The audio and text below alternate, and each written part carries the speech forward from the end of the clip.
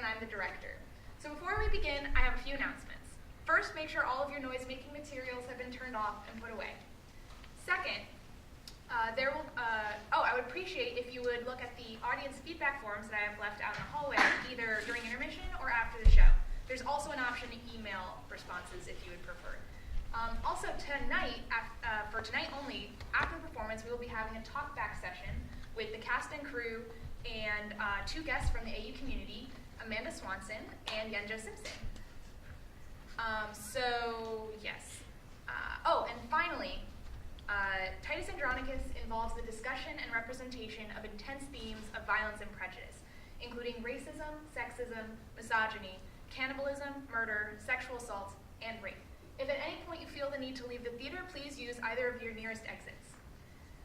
There will be a 15-minute intermission. The show runs about 2.5 hours, and we would appreciate if you would recycle your programs with us at the table in the hallway after the show. And, yeah. Oh yes, the restrooms are located on the far side of the rotunda. Thank you, and enjoy the show.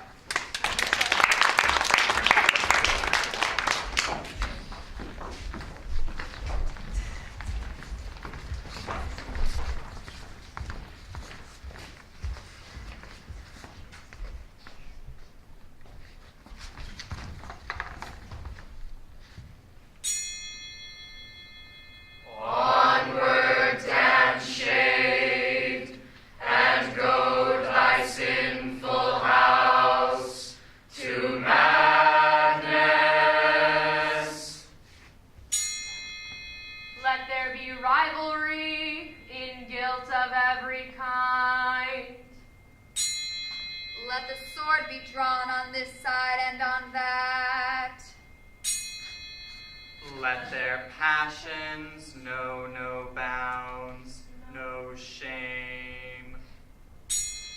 Let blind fury prick on their souls.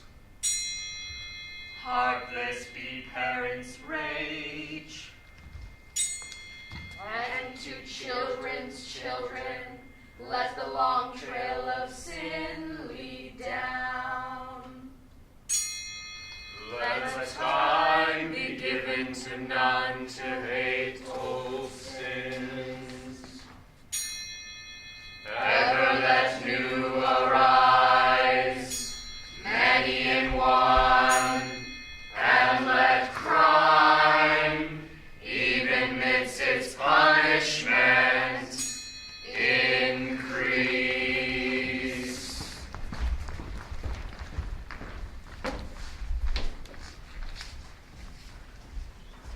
Noble patricians, patrons of my right, plead the justice of my cause with arms, and countrymen, my loving followers, plead my successive title with your swords. I am his firstborn that last did wear the imperial diadem of Rome. Now, let his honors live in me, nor wrong mine age with this indignity.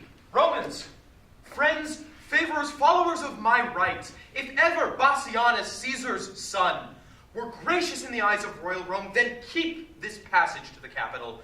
Suffer not dishonor to approach the imperial seat, to justice, virtue, continence, but rather let desert in pure election shine, and Romans, fight for freedom in your choice. Princes, that strive by factions and by friends, ambitiously for rule and empery, know that the people of Rome, for whom we stand a special party, have by common voice chosen Andronicus for his good and great deserts to Rome. A nobler man, a braver warrior, lives not this day within the city walls. He by the Senate is accident home from weary wars against the barbarous Goths.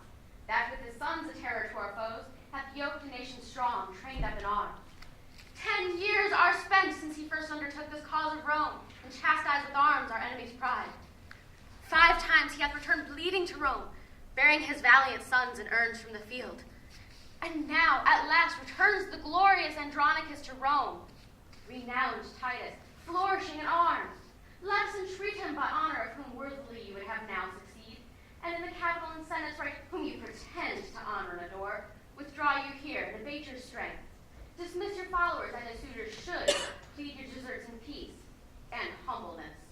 Thou speakest, fair tribune, to calm my thoughts.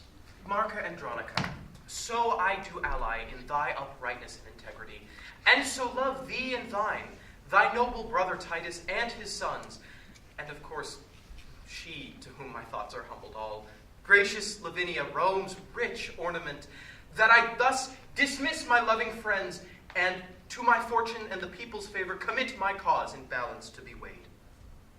Friends, that have been thus forward in my right, I here thank you all, and here dismiss you all. And to the love and favor of my country, I commit myself, my person, and the cause.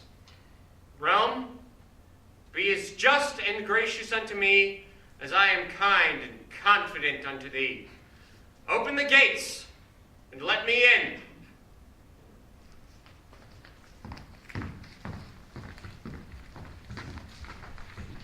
Romans, make way!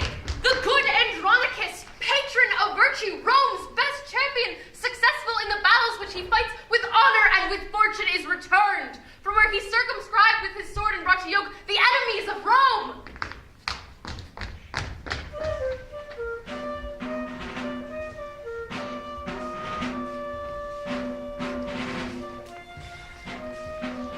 Hail, Rome!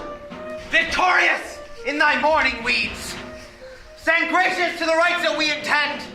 Romans of 25 valiant sons, half of the number King Priam had. Behold their poor remains, alive and dead. These that stand, let Rome award with love. These that I bring unto their latest home, with burial amongst their ancestors. Here, Goth has given me leave to sheath my sword. Titus, unkind and careless of thine own, why sufferest thou thy sons unburied yet to hover on the dreadful shores of Styx? Make way to let them by their brethren.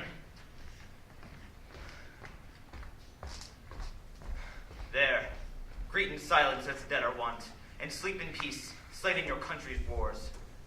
Oh, sacred receptacle of my joy, sweet cell of virtue and nobility, how many sons of mine hast thou in store that thou wilt never render to me more? Give us the proud prisoner of the Goths, so that we may hew his limbs and not pile of wood for our brothers, sacrifice his flesh. I give him you, the noblest that survives, the eldest son of this distressed queen. Stay! Roman brethren, gracious conquerors, victorious Titus, rue the tears I shed, a mother's tears of passion for her son. If ever my sons were dear to thee, or think my sons be as dear to me, suffice it not that we've been brought to Rome to beautify thy triumphant return, captive to thee in thy Roman yoke, but must my sons be slaughtered in the streets for valiant doings in their country's cause? For if to fight for king and commonweal be piety in thine, it is in these. Andronicus, stay not thy tomb with blood. Whoso draw near the nature of the gods, draw near them then and be merciful, for mercy is nobility's true badge. Thrice gracious Titus, spare my firstborn son. Patient yourself, madam, and pardon me. These are their brethren, whom you Goths beheld alive and dead. And for their brethren slain, religiously they ask a sacrifice.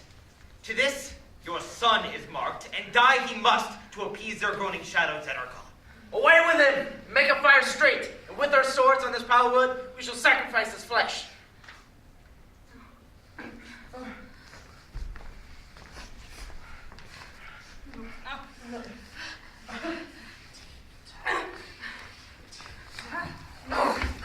My son, my son!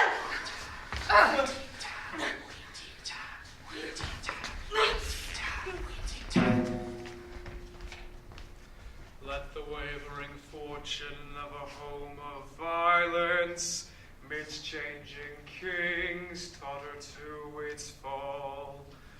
From power to wretchedness, from wretchedness to power, may chance with her ever restless waves bear the kingdom on. Cruel, irreligious. Piety! Was ever Scythia half so barbarous? Compare not Scythia to ambitious Rome. Alarbus goes to rest, and we survive to tremble under Titus's threatening looks. Then, resolve and hope withal. The selfsame gods that armed the Queen of Troy with opportunity of sharp revenge upon the Thracian tyrant in his tent might favor Tamora, queen of the Goths, when Goths were Goths and Tamora was queen, to quit the bloody wrong upon her foes. See, Lord and Father, if we have performed our Roman rites, Alarbus' limbs are locked. His entrails feed the sacrificing fire, whose smoke, like incense, doth perfume the sky. Remaineth not, but to inter our brethren within, with loud alarms, welcome them to Rome. Let it be so. And let Andronicus make this his latest farewell to their souls. In peace and honor rest you here, my sons.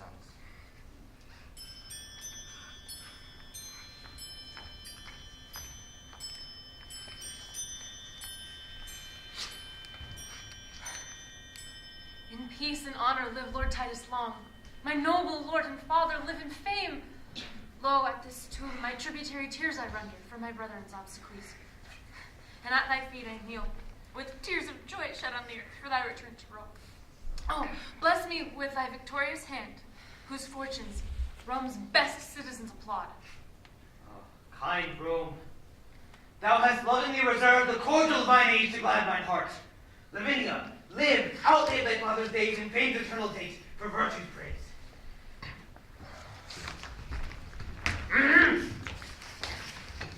Oh, hail, Lord Titus, my beloved brother, great triumpher in the eyes of Rome. Thanks, gentle tribune, noble sister Marca. And welcome nephews from successful wars, you that survive, and you that sleep in fame. Titus Andronicus, the people of Rome, whose friend in justice thou hast ever been, send thee by me, their tribune and their trust, this palliament of white and spotless hue, and name thee in election for the empire, with these two our late deceased emperor's sons. So be a candidate then, and put it on, and help to set a head on headless Rome. A better head her glorious body fits than his that cheats for age and feebleness. What, should I don this robe and trouble you? Be chosen with proclamations today, tomorrow yield up rule, resign my life, and set abroad new business for you all?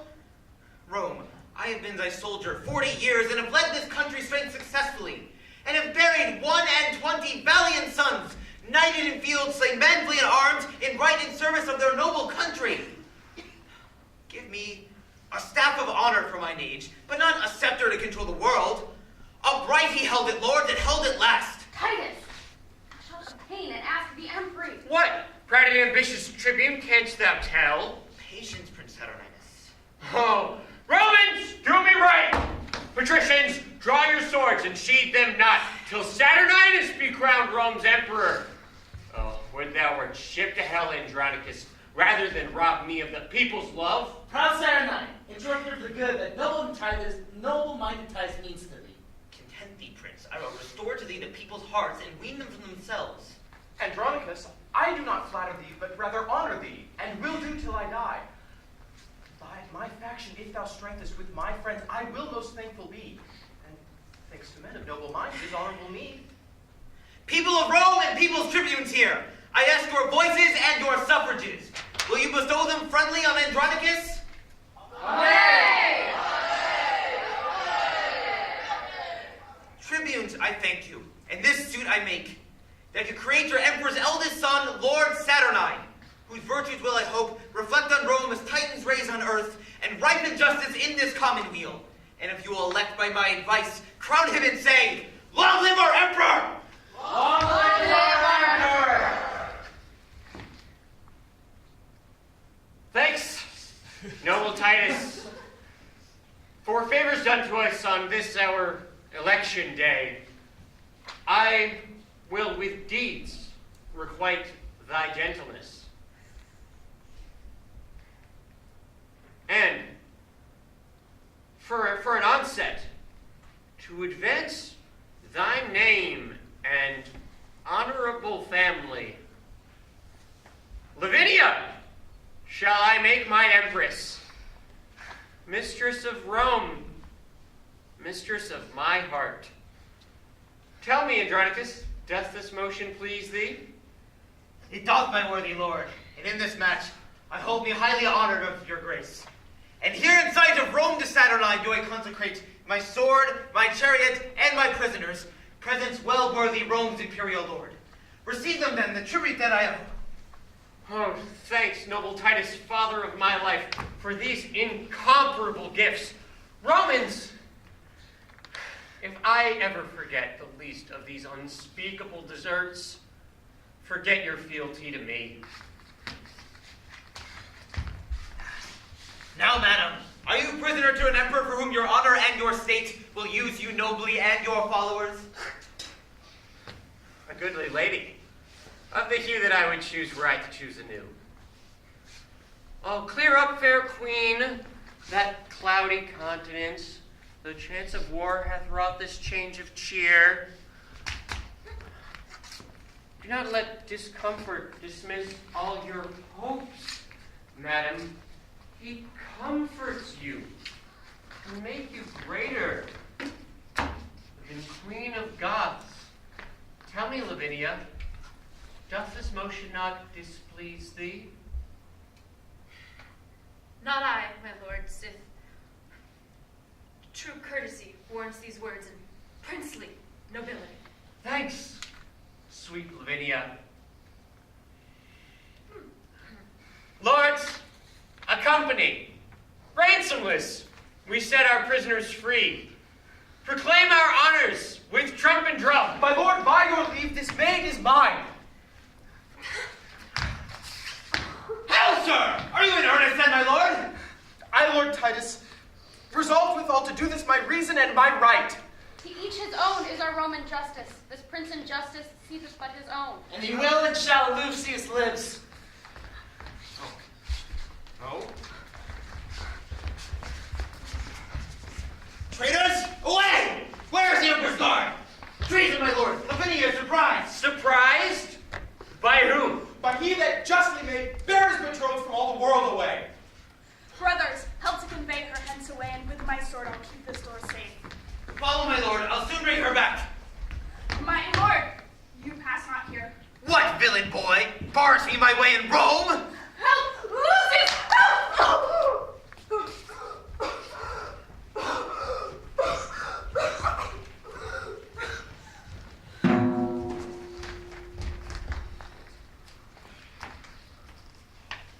Lord, you are unjust, and more than so, in wrongful quarrel, have slain your son! Nor thou, nor he, are any sons of mine. My sons would never so dishonor me. Traitor, restore Lavinia to the Emperor. Dead if you will, but not to be his wife, that is to lose another's lawful promised love! Lucius!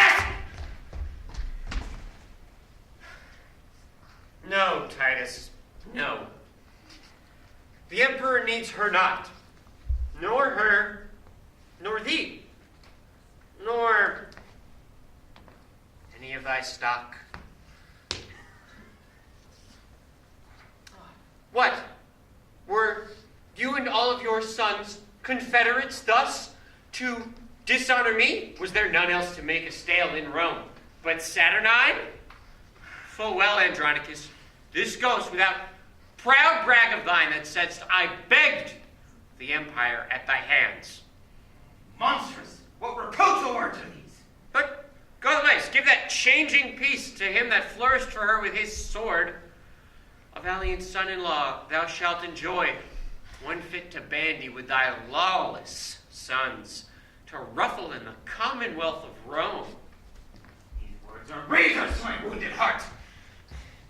And therefore, lovely Tamora, I choose thee, that like the stately Phoebe dost overshine the gallantest dames of Rome. I choose thee, Tamora, for my bride, and will create thee empress in Rome. Tell me, Tamora, doth this motion not please thee? But I will swear here, before all the Roman gods, that I shall not re-salute the streets of Rome, nor climb the steps of my palace, till I lead espoused my bride. Here, in sight of heaven, to Rome do I swear, if Saturnine advance the queen of the Goths, she will be handmaid to his desires, a a loving nurse, and a mother to his children. Thanks, lovely Tamora. Lords, accompany your noble emperor and his lovely bride, sent by the heavens for Prince Saturnine, who in his wisdom hath her fortune conquered. Come, Pantheon, there we shall consummate our spousal rites. I am not bid to wait upon this bride. Titus, when wert thou wont to walk alone, dishonored thus, and challenge the wrongs?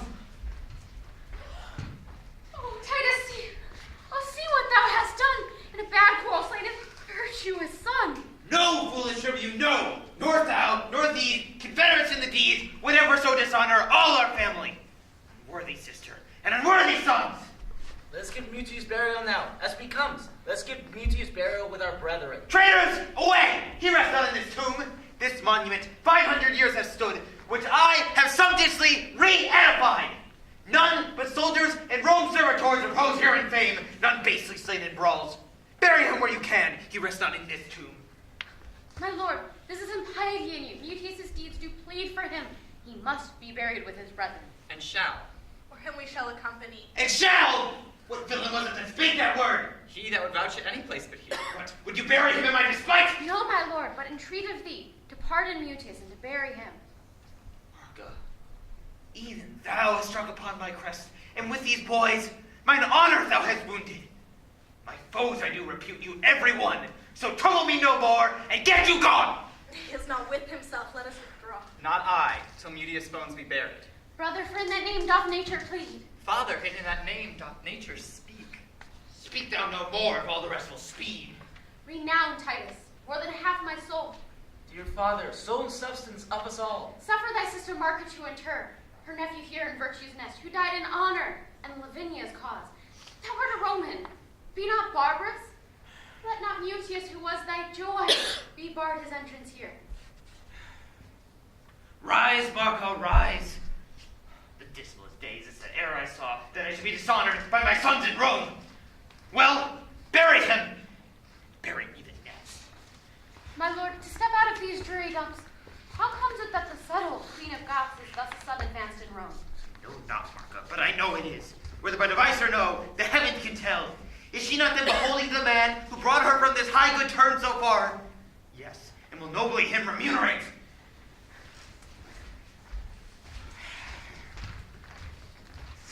So, Bassianus, I see you have played your prize. God give you joy, sir, of your gallant bride. And you of yours, my lord, but I say no more, nor wish no less, and thus I take my leave. Traitor, if Rome have law, we have power. Thou and thy faction shall repent this rape. Rape, my lord? To take what is mine, my truth-betrothed love, and now my wife? But let the laws of Rome determine all. Meanwhile, I am in possession of what is mine. You are very short with us, my lord. And if we live, we'll be as sharp with you.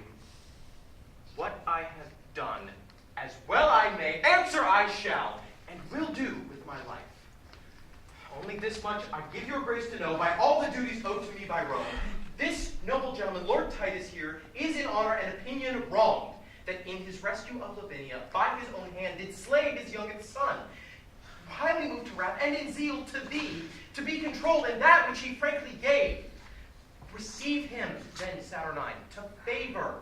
He hath expressed himself in all his deeds, a friend and father to thee and Rome. Prince Bassianus, leave to plead my deeds. 'Tis thou and these that have dishonored me.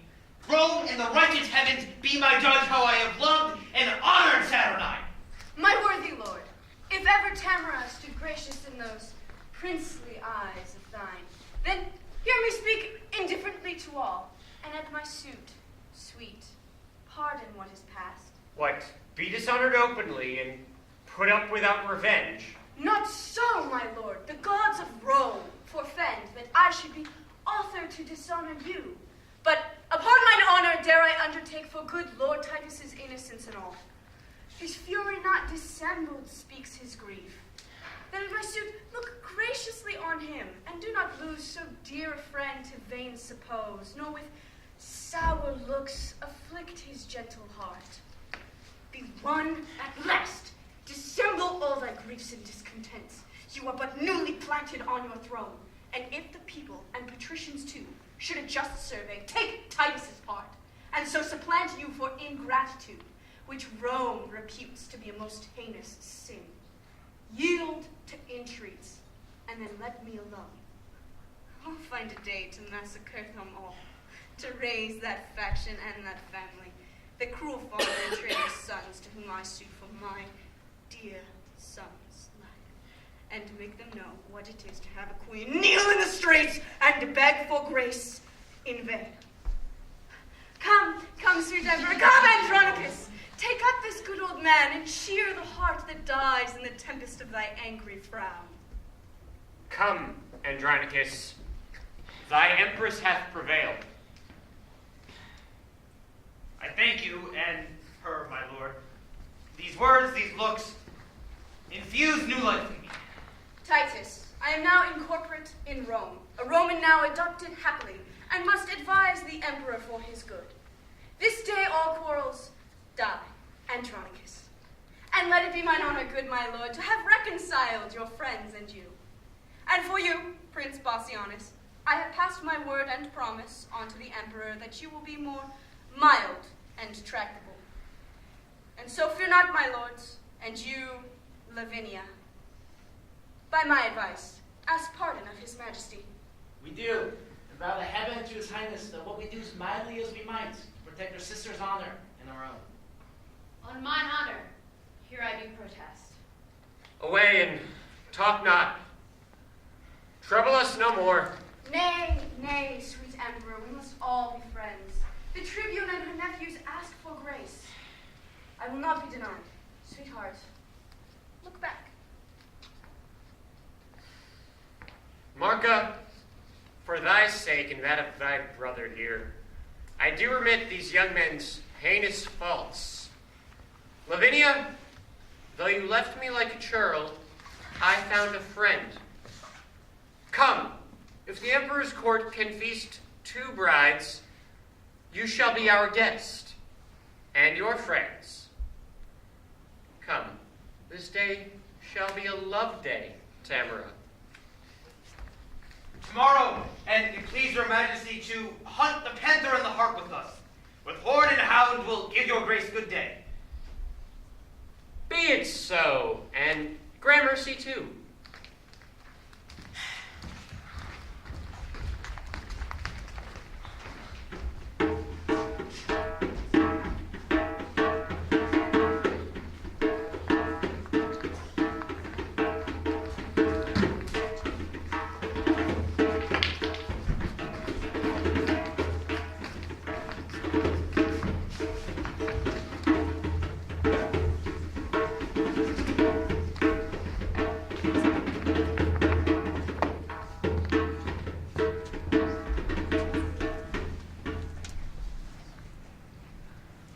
Climbeth Tamora, Olympus' top. Safe out of fortune's shot sits aloft, secure from thunder's crack or lightning flash, advanced above pale envy's threatening reach. Upon her wit doth earthly honor wait, and virtue stoops and trembles at her frown. Then, Aaron, arm thy heart and fit thy thoughts to mount aloft with thy imperial mistress, and mount her pitch, whom thou in triumph long hast prisoner held, fettered in amorous chains and faster bound to Aaron's charming eyes than is Prometheus tied to Caucasus. Away with slavish weeds and servile thoughts, for I'll be bright and shine in pearl and gold, to wait upon this new-made empress.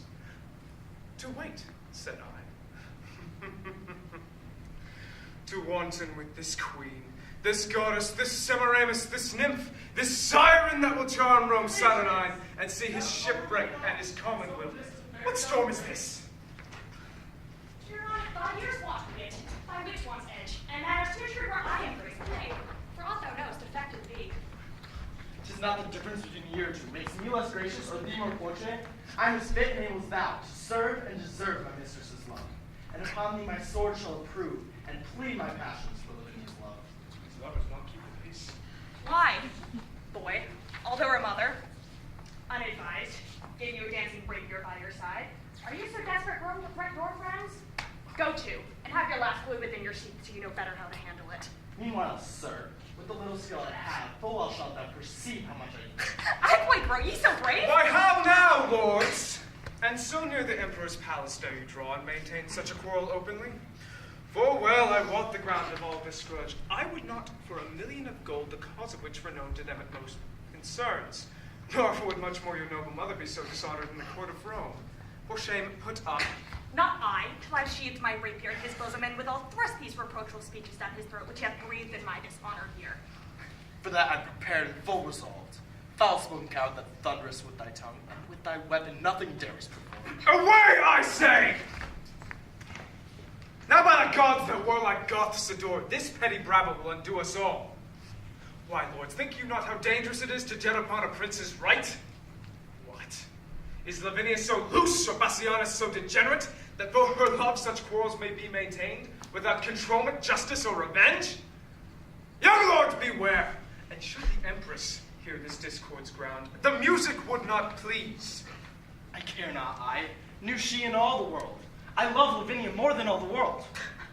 Youngling, learn thou to make some meaner choice. Lavinia is thine elder brother's hope. Why, are ye mad? Or know ye not in Rome how furious and impatient they be, and cannot brook competitors in love?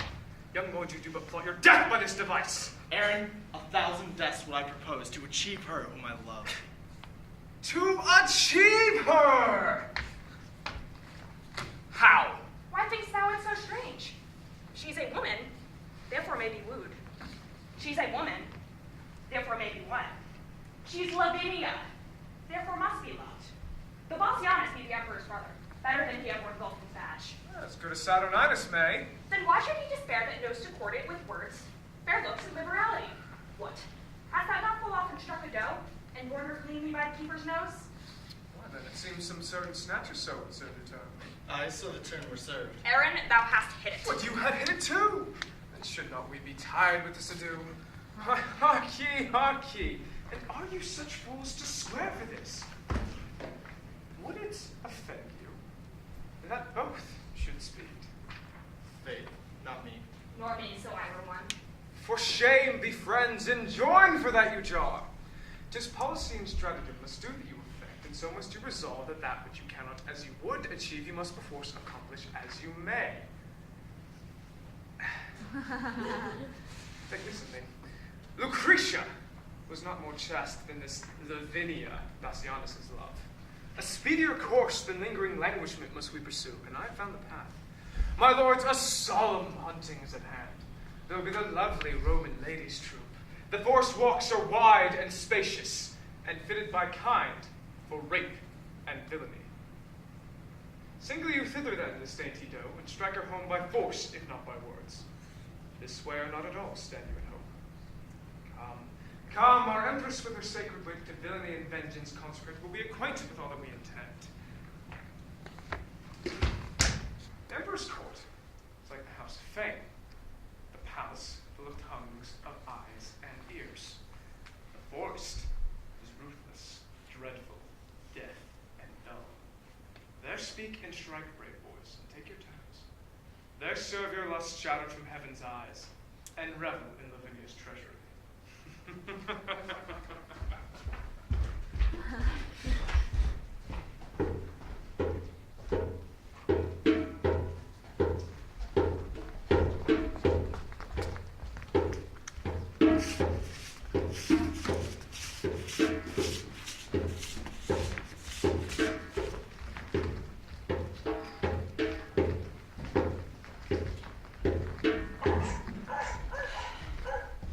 The hunt is up! The morn is bright and gray.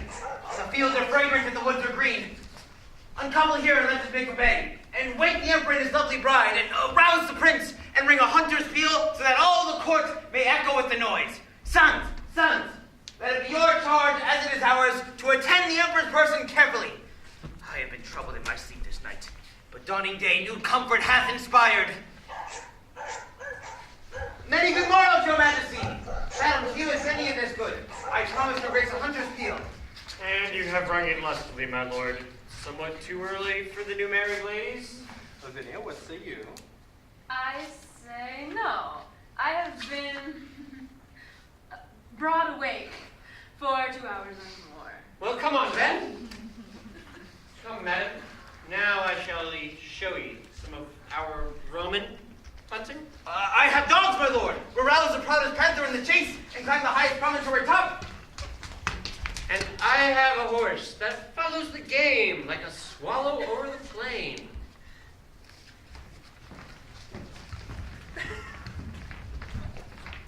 Chiron, we hunt not we with horse nor hound, but hope to pluck a dainty doe to ground.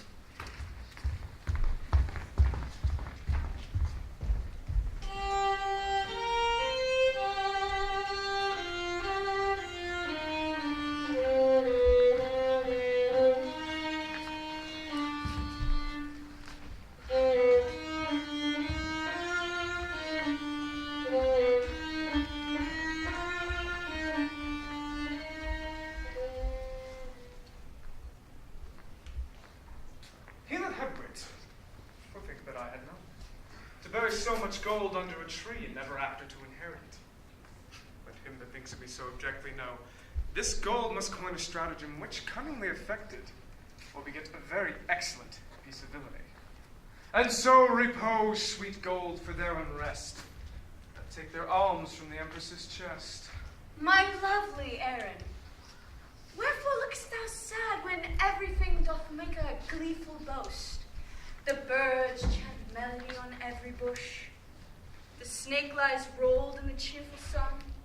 The green leaves quiver in the cooling wind and make checkered shadows upon the ground. Under their sweet shade, Aaron, let us sit.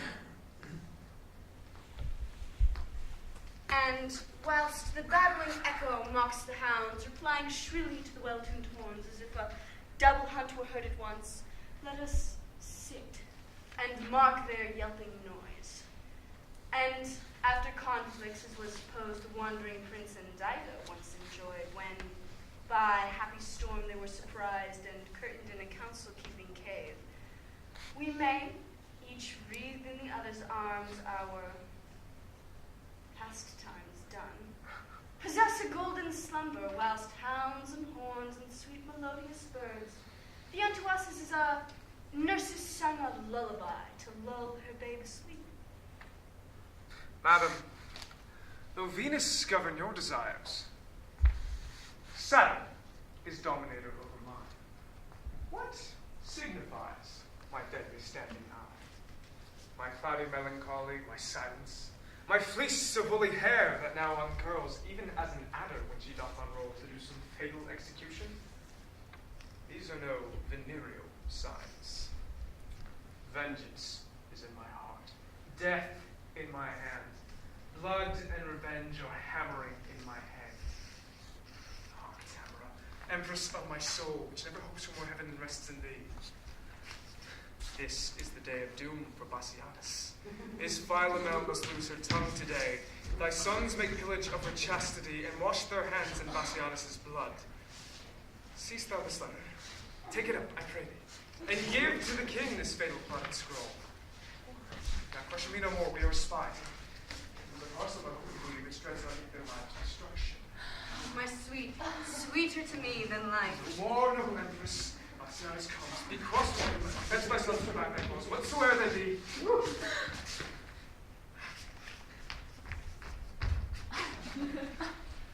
What have we here? Rome's royal empress, unfurnished of her well-beseeming troop. Or is it Diane, habited like her, having abandoned her holy groves to see the general hunting in this forest? Saucy controller of our private steps. If I had the power some say Diane had, thy temple should be planted presently with horns, and the hounds should drive upon thy newly transformed limbs. Unmannerly intruder as thou art. Under thy patience, gentle empress, 'tis thought you had a goodly gift in horning? And to be doubted that you're more than you are single forth to try experiments. Jove shield your husband from his hounds today. 'Tis pity they should take him for a stag. And believe me, Queen, your swarth Sumerian doth make your honor of his body's hue. Spotted, detested, and abominable. Why else are you out here, dismounted from your snow-white steed, having come to an obscure plot accompanied but with a barbarous lore, had foul desire not conducted you here? And being intercepted in your sport, good reason, the noble lord you raided for sauciness. But come, let us hence, and let her joy her raven-colored love. This valley suits the purpose passing well. The Queen, my brother, shall have note of this. Aye, these lips have made him noted long. Good king, to be so mightily abused. Why have I patience to endure all this? How about your sovereign and our gracious mother? Why doth your highness look so pale and wan? Had I not reason for you to look so pale? These two have ticed me hither to this place. This barren, detested bank, you see it is. The trees, though summer yet forlorn and lean, or come with moss and baleful mistletoe. Here never shines the sun, here nothing breathes unless the nightly owl or the fatal raven. And no sooner had they shown me this abhorred pit, when they told me, here, in the dead time of night, 1,000 fiends, 1,000 hissing snakes, 10,000 swelling toads, many urchins, would make such fearful and confused cries that any mortal body hearing it should straight fall mad or else die suddenly. And no sooner had they told me this hellish tale than straight, they told me they would bind me here to the body of this dismal youth and lead me to this miserable death. And then they called me foul adulteress, lascivious Goth, and all the bitterest terms that ever ear could hear to such effect. And had you not by some wondrous fortune come, this revenge on me had they executed. Revenge it, as you love your mother's life, or you be not henceforth called my children. This is a witness that I am thy son.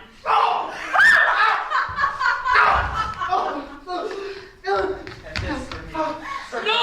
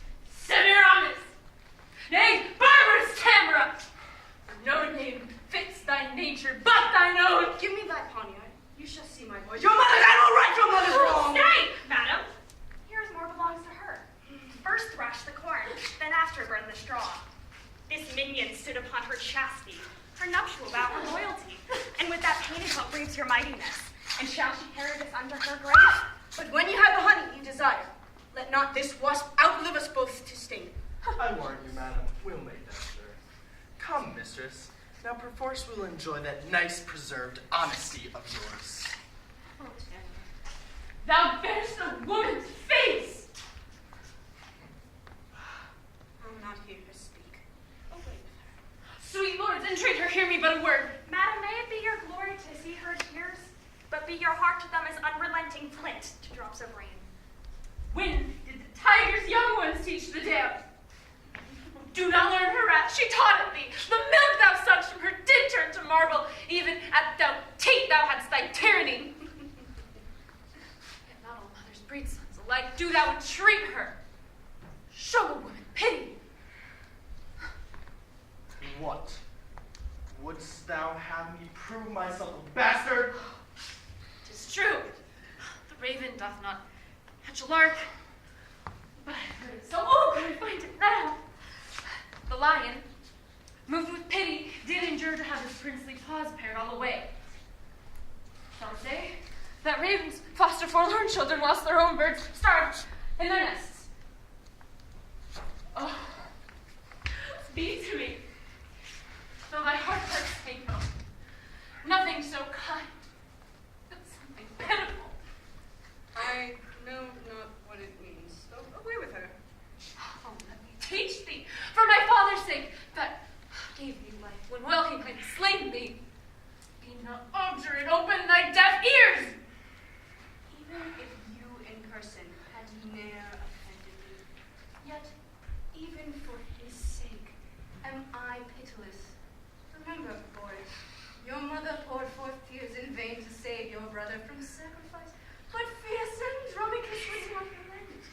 Therefore, away with her, and use her as you will. The worse to her, the better loved of me. O Tamora, be called a gentle queen, and with thine own hands kill me in this place.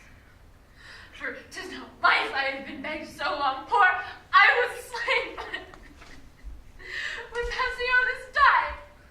What beggest thou then? Let me go!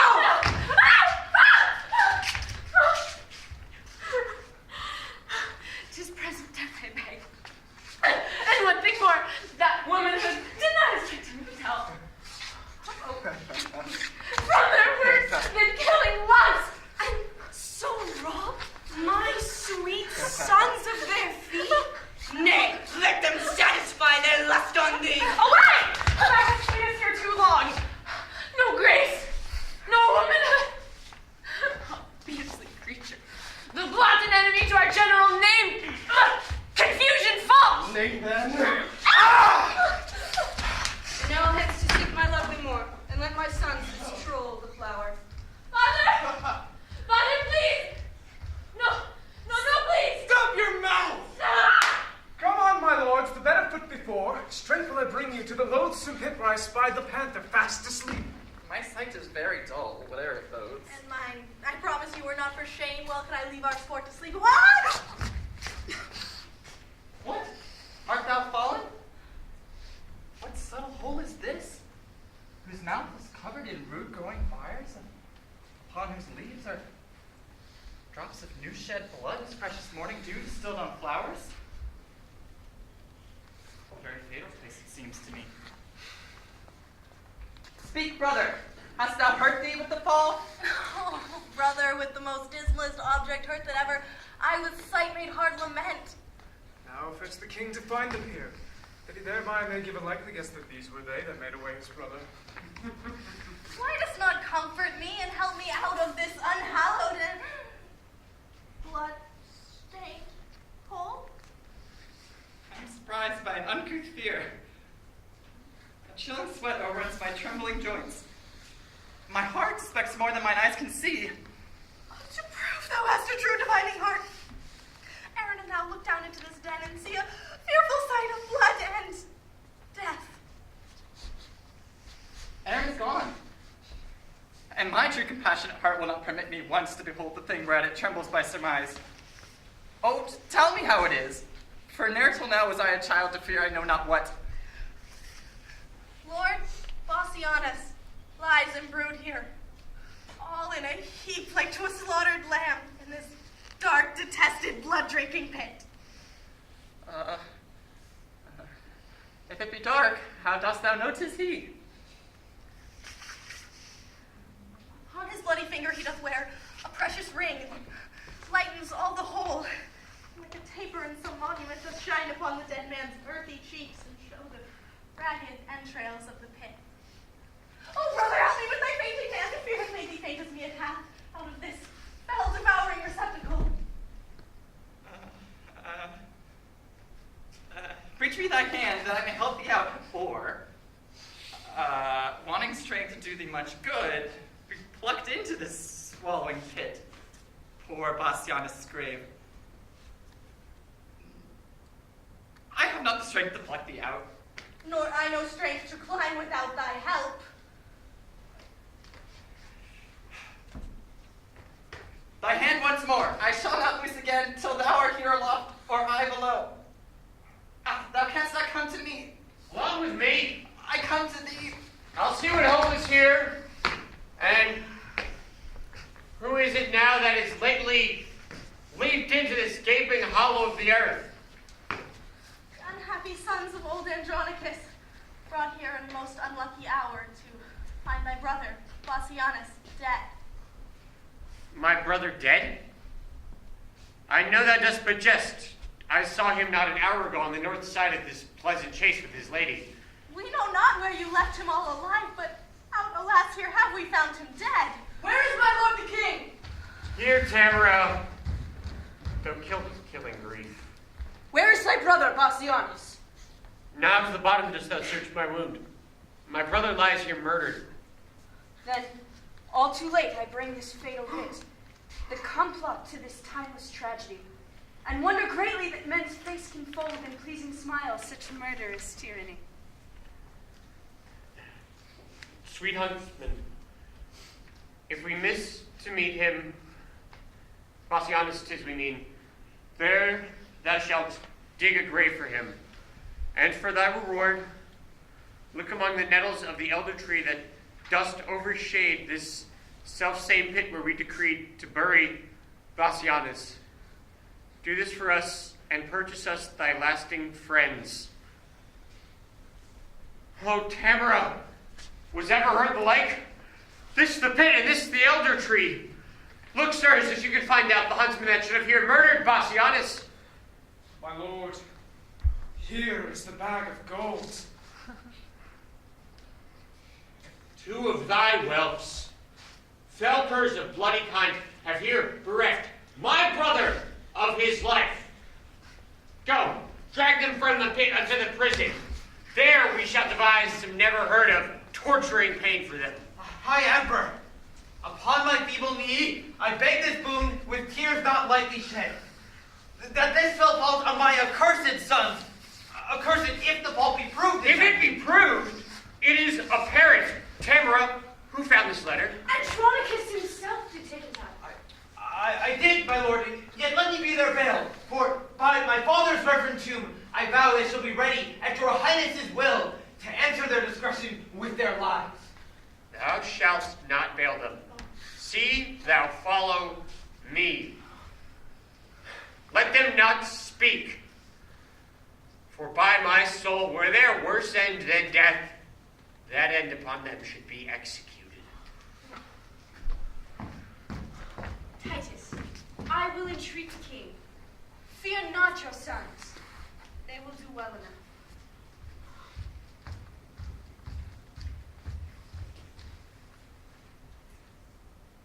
Come, Lucius. Stay not to talk with them.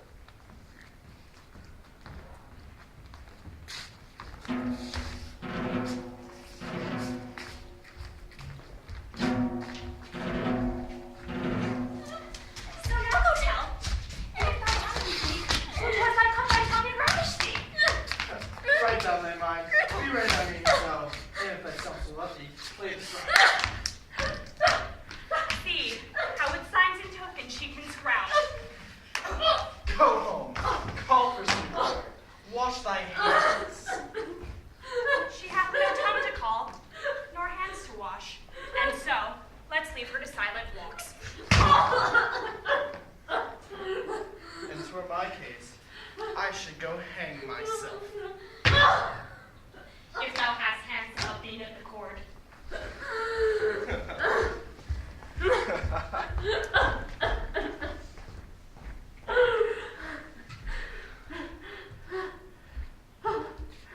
Who is this?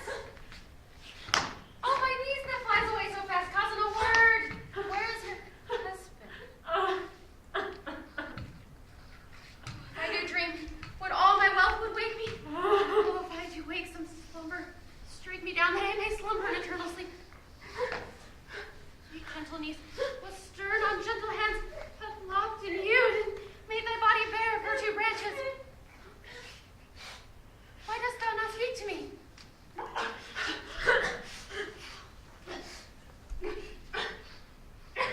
Shall I turn away thy face for shame? Shall I speak for thee? Oh, shall I say 'tis so? Oh, that I knew thy mind. When I knew the beast, that I might rail at him to ease my mind. Come,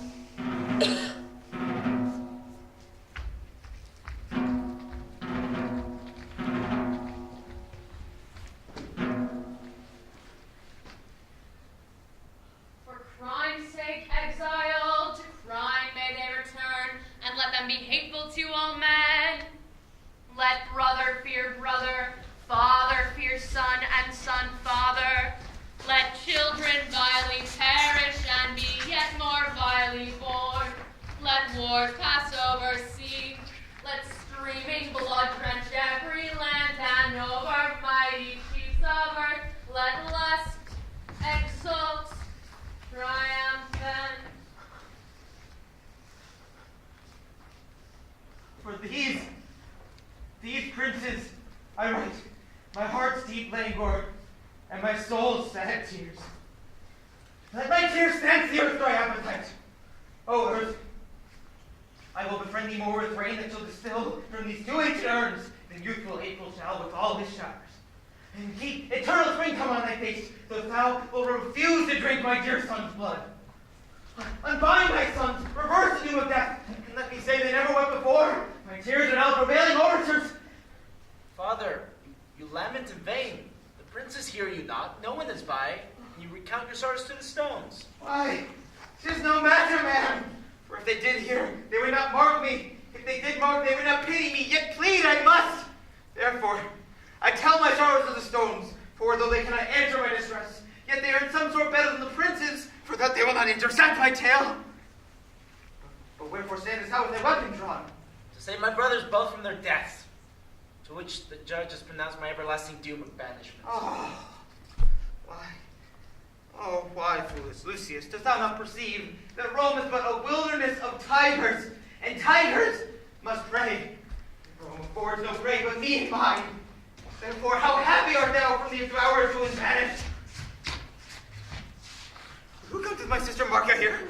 Titus, prepare thy aged eyes to weep, and if not so, thy noble heart to break, for I bring consuming sorrow to thine age. Will it consume me? Let me see it then.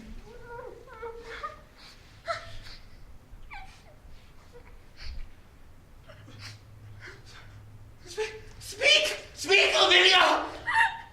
What accursed hand has made thee handless in thy father's sight? Oh, give me a sword on top of my hands too, for they have fought for Rome, and all in vain!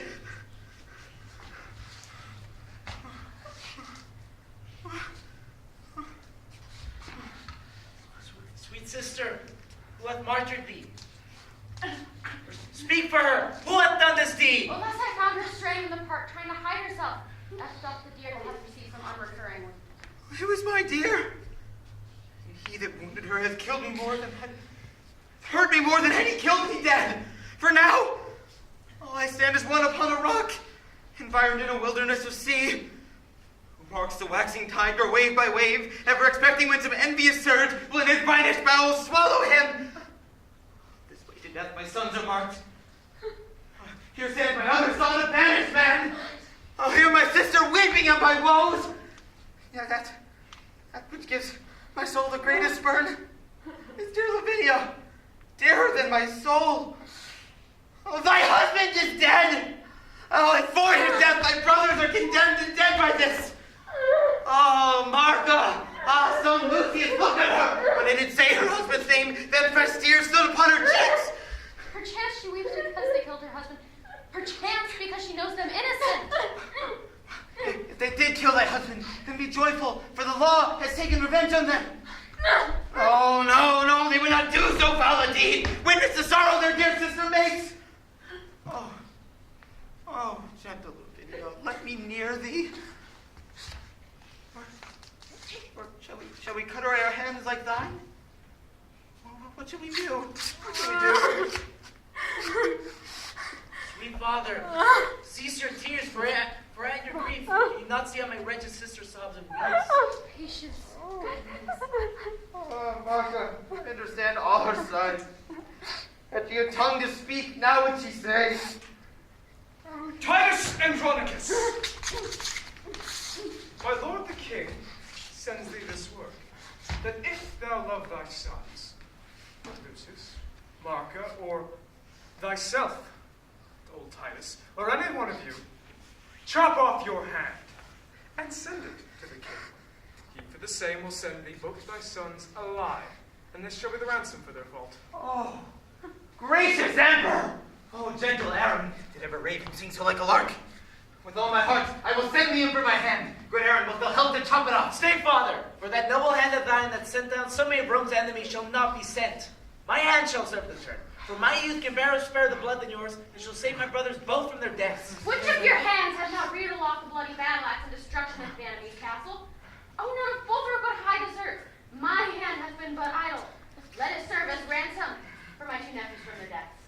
They come, agree whose hand shall go along, for fear they die before their pardon come. My hand shall go. My hand and it shall not go. Strive no more! Such withered herbs as these are meet for plucking up, and therefore mine. Sweet father, if I'm ever to have been thought thy son, let me do this to save my brothers both. For thy father's honor and thy mother's care, let me show a sister's love to thee. Agree between you, and I'll spare my hand. And I shall go fetch an axe. But I will use the axe. Come hither, Aaron. I'll deceive them both. Lend me thy hand, and I will give thee mine. This be called deceit. I'll be honest. And never deceive men so whilst I live. But I'll deceive him in another sort. And that you'll say ere half an hour pass.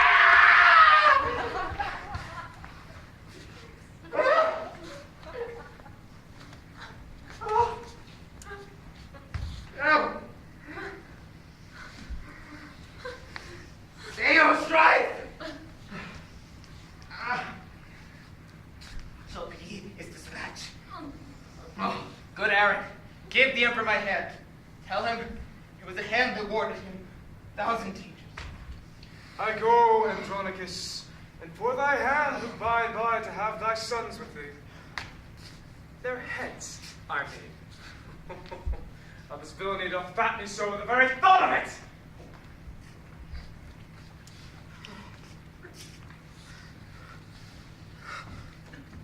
Oh, here I lift this one hand up to heaven, bow this feeble ruin to the earth. If any power pities wretched tears, to that I call. What? Wilt thou deal with me? Well, do then, dear hearts, for heaven shall hear our prayer. Brother, speak with possibilities. Break not into these deep extremes. Well, is not my sorrow deep, having no bottom? Then be my passion bottomless with them. Yet let reason govern thy lament. If there were reason for these miseries, then into linnets could I bind my woes. When heaven doth weep, doth not the earth o'erflow? If the winds rage, doth not the sea wax mad, threatening the welkin with his big swollen face? Wilt thou have a reason for this coil? Oh, I am the sea. Hark how her sighs do blow. Oh, she is the weeping welkin, I the earth. Oh, then must my seas be moved with her sighs. Oh, and then must my earth, with her continual tears, become a deluge, overflowed and drowned. Oh, why, my bowels cannot hide her woes, but like a drunkard must I vomit them. Oh, give me leave, For losers will have leave to ease their stomachs with their bitter tongues.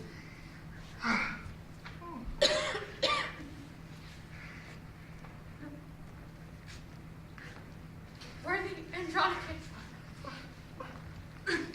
ill art thou repaid for that good hand thou sent'st the emperor.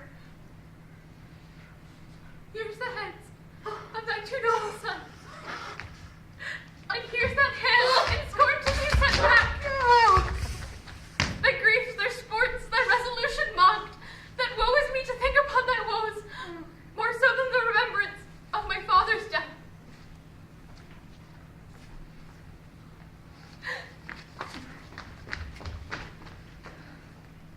Now let hot Etna cool in Sicily, and be my heart an ever-burning hell. Oh, these miseries are more than may be borne. To weep with one that weeps doth ease some deal, but to flaunt another's sorrow is double death. But such a sight could cut such deep a wound, and yet the tested life does not shrink thereat! Oh, when will this fearful slumber have an end? Farewell, flattery. Die, Andronicus. Thou dost not slumber. See thy two sons' heads, thy warlike hand, thy mangled daughter, thy other banished son struck pale and bloodless, and thy sister eye like a stony image, cold and numb. No more will I control thy griefs. Rend off thy silver hair, thy other hand, gnawing with thy teeth. Be this dismal sight the opening of our most wretched eyes. Now is a time to storm!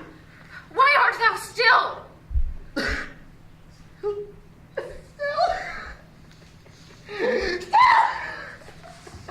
Why dost thou laugh? Why? I have not another tear of skin!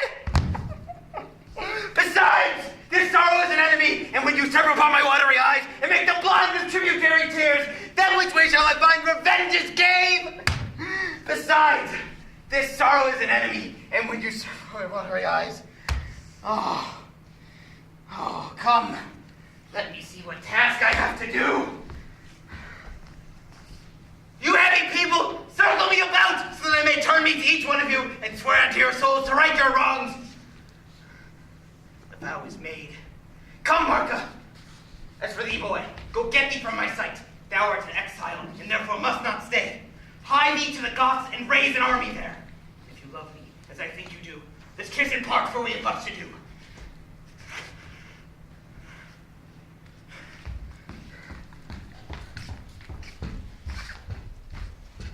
Farewell, Andronicus, O noble father, the wolfless man that hath ever lived in Rome. Farewell, proud Rome. Till Lucius comes again, he leaves his pledges dearer than his life. Farewell, Lavinia, O sweet sister. O thou wert as thou tofore hast been. But now, nor Lucius, nor Lavinia lives, but in oblivion and hateful grief! But if Lucius is to live again, he'll requite your wrongs and make proud Saturnine and his empress beg at the gate like Tarquin as queen! But now I will to the Goths and raise a power to take revenge on Saturnine and his Rome.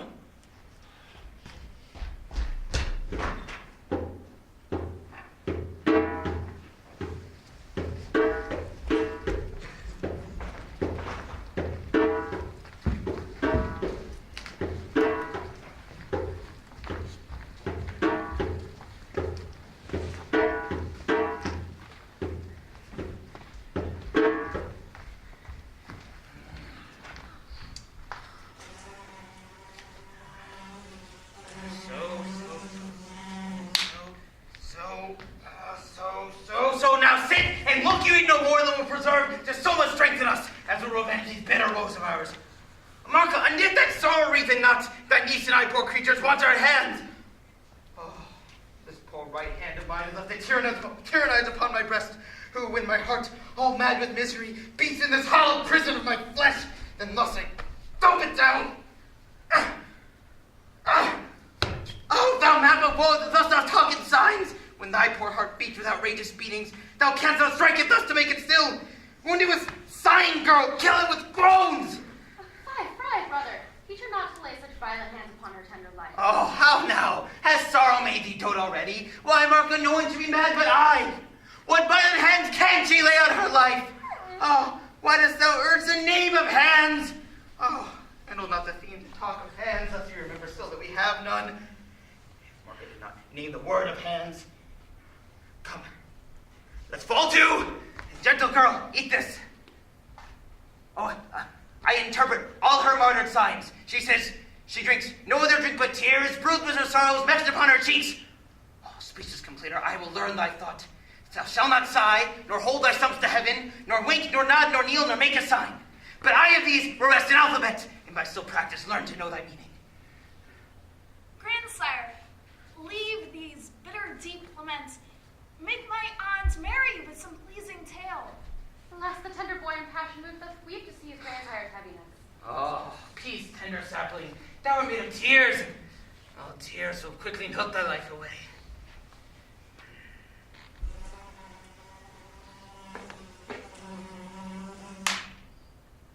What does that strike at, Lucius?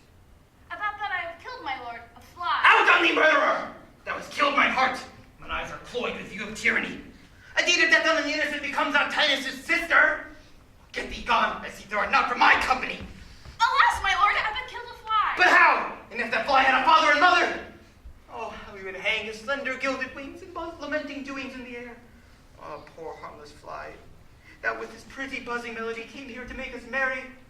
Thou hast killed him. Pardon me, sir. 'Twas a black, ill-favored fly, like to an emperor's slave. Therefore I killed him. Oh, pardon me for reprehending thee, for thou hast done a charitable deed. Give me thy book. I will insult on him as if it were the slave. Come hither purposely to poison me. That's for thyself, and that's for Tamora. I think they are not brought so low, but that between us we can kill a fly that comes in likeness of a Moor. Alas, so wrought with grief, those mistake shadows for true substances. Oh, come, take away. Lavinia, go with me. I'll to thy closet, and go read with thee sad stories chanced in the times of old. Come, boy, go with me. Thy sight is young, and thou shalt bring the mind begin to dazzle.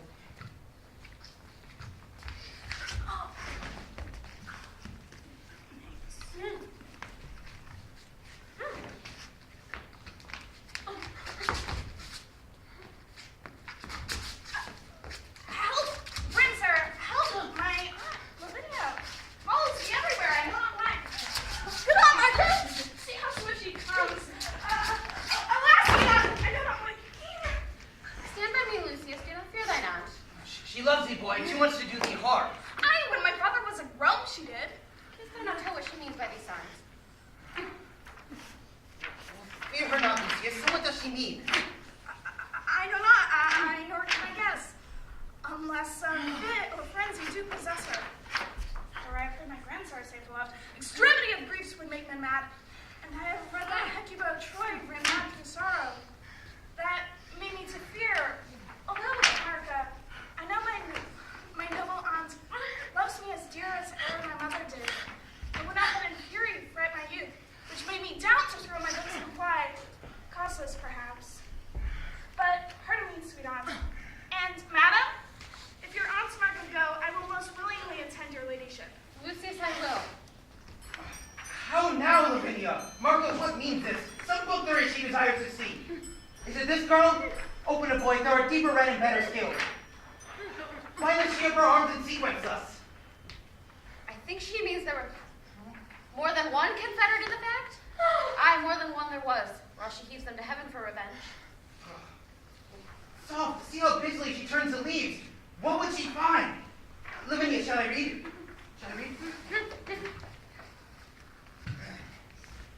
This is the tragic tale of Philomel, and treats of Tyrrhus' treason and his rape. And rape I fear was root of thine annoy. Canst thou not tell how she quotes the leaves? Oh, Lavinia, wert thou thus surprised, sweet girl? Ravished and wronged as Philomela was, forced in the ruthless, vast and gloomy woods, by nature made for murder and for rape. Oh, why should nature build so foul a death unless the gods delight in tragedies? Oh, give sign, sweet girl, for here are none but friends. What Roman lord it was durst do this deed. Brothers, kneel with me. Sweet boy, kneel. Pallas, Apollo, Jove, Mercury, inspire me that I might this treason find. My lord, look! The sandy plot is plain. Guide if thou canst after me, as I have with no hands at all. Let heaven be thy pen, that we might know the traitors in the truth. Do you see, my lord, what she hath writ? Chiron? Demetrius! Oh, the lustful sons of Tamora, the perpetrators of this most famous deed. Oh, masters of the great heavens, do you so calmly hear groans, so calmly see them? Calm thee, my lord. Though I know there is enough written upon this earth to serve mutiny in the mildest of minds. Kneel with me, son, kneel with me, and let us bow, that we will have some revenge on these traitorous gods, or die in this reproach. Oh. Come, boy, go with me into my armory. Lucius, I'll fit thee, and with all my boys shall carry for me to the Empress's sons presents that I intend to send them both. Come, come. They'll do thy message, wilt thou not? I, with my dagger under bosom's grandsire. No, boy, not so. I'll teach thee another course. Lavinia, come. Marca, look to my house. Lucius and I'll go brave it at the court. Aye, very we will, sir. And we'll be waited on.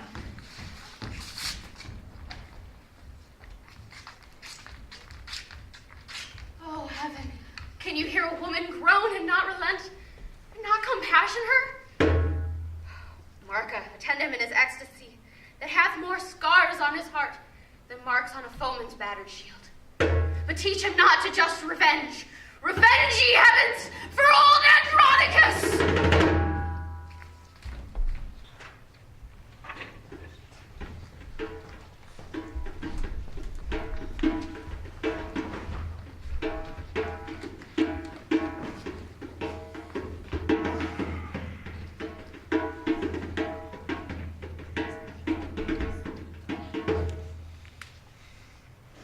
Demetrius, here's the son of Lucius. He hath some message to deliver us.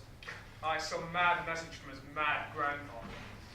My lords, with all the humbleness I greet your honors from Andronicus, and pray the Roman gods confound you both. Gramercy, lovely Lucius, what's the news? That you are both deciphered, that's the news for villains marked with rape.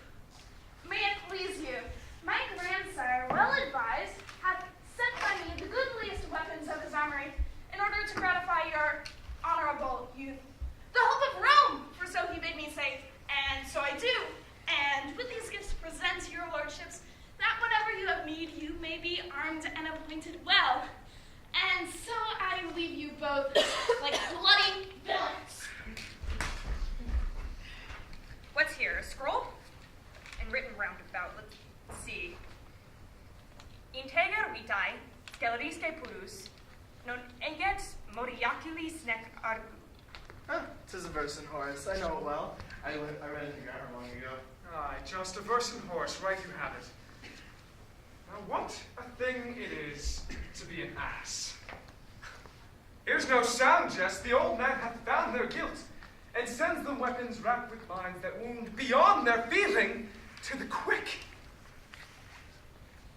And now, lords, was not a happy star that led us to Rome? Strangers, and more than so captives, to be advanced to this height? It did me good before the palace gates to brave the tribune in her brother's hearing. But me more good to see so great a lord basely insinuate and send us gifts. Had he not reason, Lord Demetrius? Did he not use her daughter very friendly? I would we had 1,000 Roman dames at such a bay, our turn to serve our lust. Charitable wish and full of love. You're like your mother, but to say amen. And Come. that would she for 20,000 more. Come, let us pray to all the gods for our beloved mother and her pains. Rid of the devils, the gods have given us over. Soft, who comes here? Good morrow, lords. Oh, tell me, did you see Aaron the Lord? Or less or narrow wit at all. Here Aaron is, and what with Aaron now? Oh, gentle Aaron, we are all undone. Now help or woe betide thee evermore. What a caterwauling dost thou keep? What dost thou wrap and fumble in thine arms? That which I would hide from heaven's eyes, our empress's shame and stately Rome's disgrace. She is delivered, lords. She is delivered. To whom? I mean, she is brought to bed. Well, then God give her a good rest. What hath he sent her? A devil. Why, then she is the devil's dam, a joyful issue. A joyless, dismal, black, and sorrowful issue. Here is the babe, as loathsome as a toad amongst the fairest breeders of our clime. The Empress sends it thee, thy stamp, thy seal, and bids thee christen it on thy dagger's point. Zoons, ye whores! Black so base are you! Sweet past, your beauty's blossom sure. Villain, what hast thou done? That which thou canst not undo. Thou hast undone our mother. Villain, I have done thy mother. And very hellish dog, thou hast undone. What our chance and death trouble of his toys. Curse the offspring of so foul a fiend. It shall not die. Aaron, it must, the mother wills it so. What must it, nurse? Then let no man but I do execution on my flesh and blood. Approach the tadpole on my rapier's point. Nurse, give it me. My sword shall soon dispatch it. Sooner this sword shall plow thy bowels up.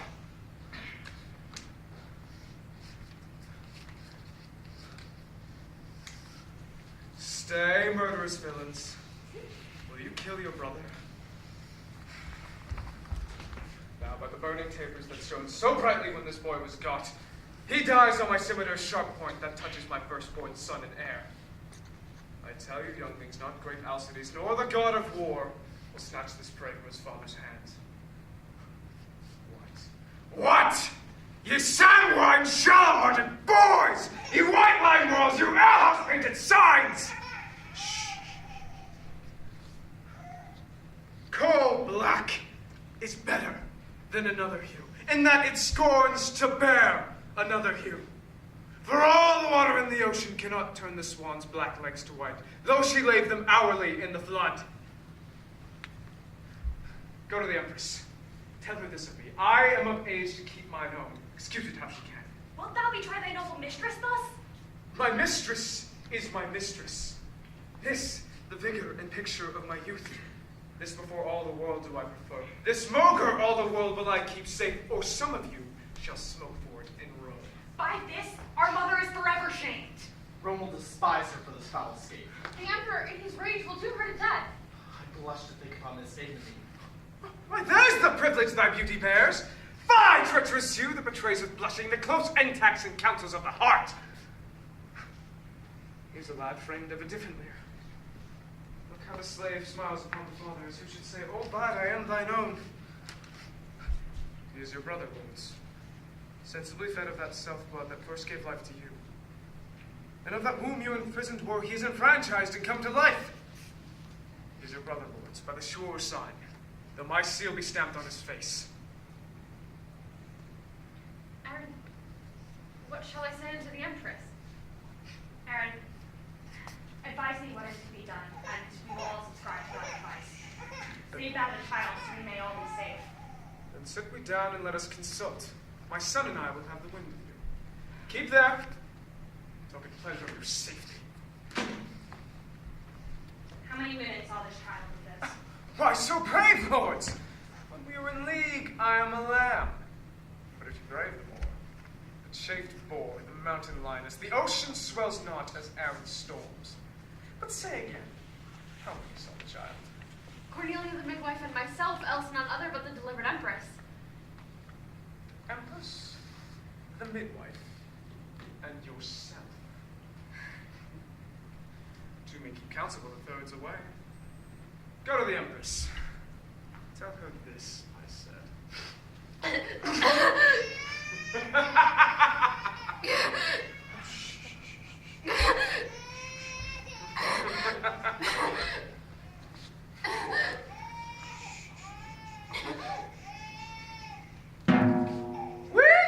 Surprise the pig prepared with a spit! Aaron, what meanest thou? Oh. Wherefore didst thou this? Oh, Lord, sir, 'tis a deed of policy. Should she live to betray this guilt of ours, this long-tongued, babbling gossip? Shh, no, lords, no. Now be it known to you my full intent. Not far from here one who lives, my countryman, His wife, but yesternight was brought to bed. His child is like to her, fair as you. Go pack with them and give them other gold. Tell them the circumstance of all, that by this their child may be advanced to be accepted as an emperor's heir, and be substituted for mine own, to calm this tempest whirling in the court. The emperor dangle him as his own. Hark ye, lords, ye see, I have given her a physic! Go send the midwife presently to me. The nurse and the midwife well made away, and let the ladies tattle as they please. Baron, I see thou wilt not trust the air with secrets. For this care of Tamora, herself and hers are highly bound to be.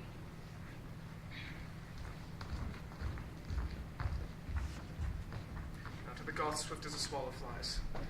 Dispose of this treasure in mine arms, and secretly to greet the Empress's friends.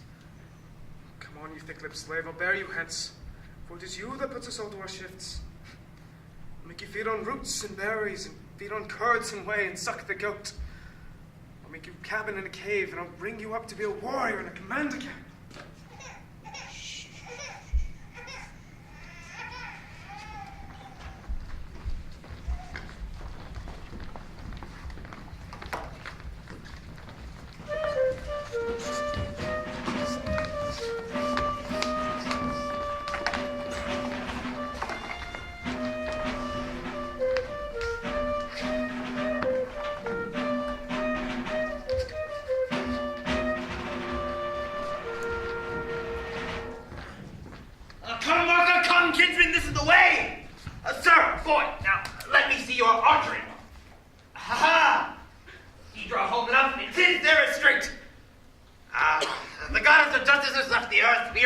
Marca, she's gone, she's fled. 'Tis you who must dig with mattock and with spade, and pierce the inmost center of the earth. When you come to Pluto's region, I pray you deliver him this petition. Tell him it is for justice and for aid, and that it comes from old Andronicus, shaken with sorrows and ungrateful Rome. Rome. Well, I made thee miserable what time I threw the people's suffrages on him that thus doth tyrannize o'er me. Go, get you gone, pray be careful all, and leave you not a man of war unsearched. This wicked emperor may have shipped her hence and kinsmen. Then we may go fight for justice. Publius, is not this a heavy case to see thy noble uncle thus distracted?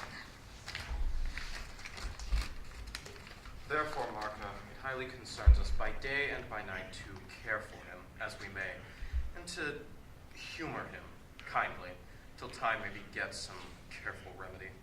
Kinsman, his sorrows are past remedy. Get you to the Goths, and with revengeful war take reach on Rome and the traitor's enemy. Publius! How now? How now, masters? What, have you met with her? No, my lord, but Pluto sends you word.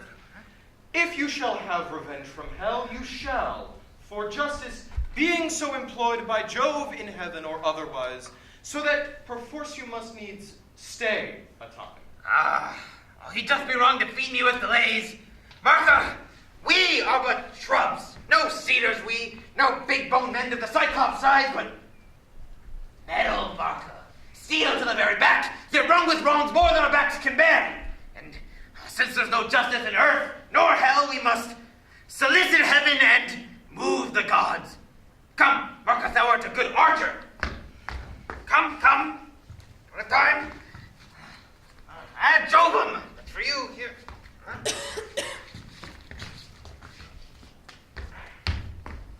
And upon him.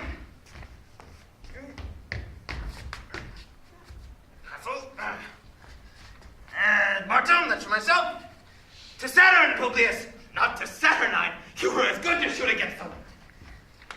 Of my word, there's not a god left unsolicited. Kinsman, aim your shafts into the court. We afflict the emperor in his pride. Now, masters, draw!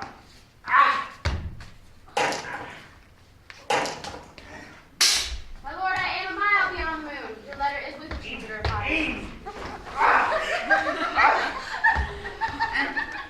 Aha! News from heaven, Marca, the post is come. Sirrah! What tidings? Have you any letters? Shall I have justice? What says Jupiter?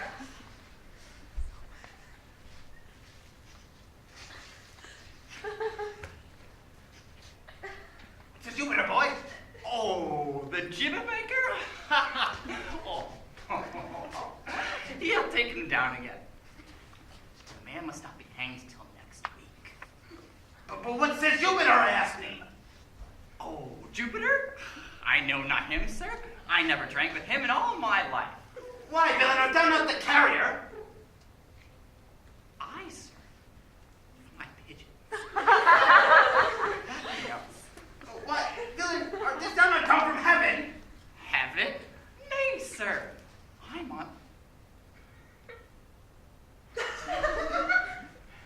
on my way to the tribunal plebs to settle a matter of brawl betwixt my uncle and the Imperial's men. It is as good as can be to stir for your oration. Send the pigeons to the Emperor from you. Sirrah, can you deliver an oration with a grace? Nay, truly, sir, I could never say grace in all my life. Sirrah, come hither, but make no more ado. But deliver up your pigeon to the Emperor. By me thou shalt have justice at his hand. Hold. Meanwhile, here's money for thy charges.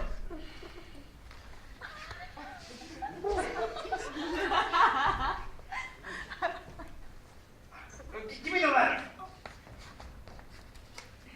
Sirrah, can you deliver a supplication with a grace?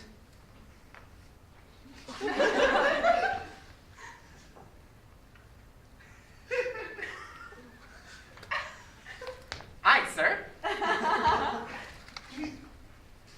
There is a supplication for you. And when you have come to the Emperor at the first, you must kneel, then kiss his feet, then deliver up your pigeons, then await your award.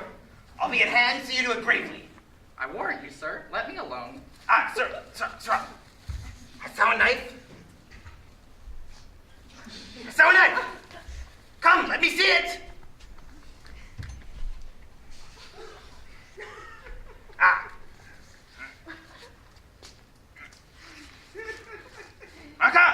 Marca, bold it in the oration. But thou hast made it like an humble suppliant.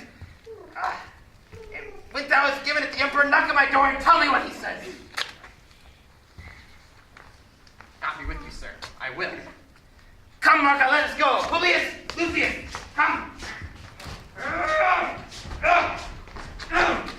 My lords, what wrongs are these? Was ever an emperor in Rome thus overborne, troubled, confronted thus, and to the extent of legal justice used in such contempt? My lords, you know, as the mightful gods. However, these disturbers of our peace buzz in the people's ears. There not hath passed, but even with the law, against the willful sons of old Andronicus. And what, and if his sorrows have so overwhelmed his wits, shall we be thus afflicted in his fits, his frenzy, his wrecks, his bitterness? And now he writes to heaven for redress. This to Jove, this to Mercury, this to Apollo, this to the god of war. Sweet scrolls to fly about the streets of Rome. A goodly humor, is it not, my lords? As we would say in Rome, no justice were. But if I live, his feigned ecstasies shall be no shelter to these outrages, and he and his shall learn that justice lives in Saturninus' health. And if she sleep, he'll so awake that she'll cut off the head of the proudest conspirator that lives. My worthy lord, my lovely Saturnine, lord of my life, commander of my thoughts, calm thee, and bear the faults of Titus's age, the effects of sorrow for his valiant sons, whose loss hath pierced him deep and scarred his heart, and rather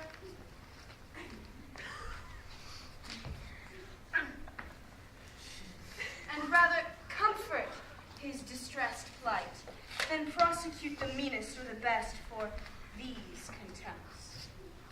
But, Titus, I have cut thee to the quick, thy lifeblood's out. If Aaron now be wise, then all is safe, the anchor's in the port. Hi now, fellow, wouldst thou speak with us? Yea, forsooth. And Empress am I. Yonder sits the emperor.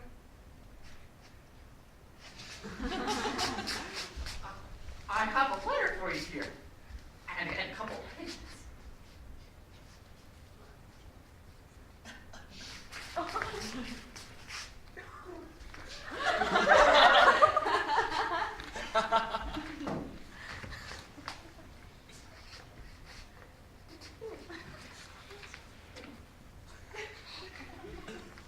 Take him away and hang him presently. How much money must I have? Come, Sirrah! You must be hanged. Hanged? By your lady?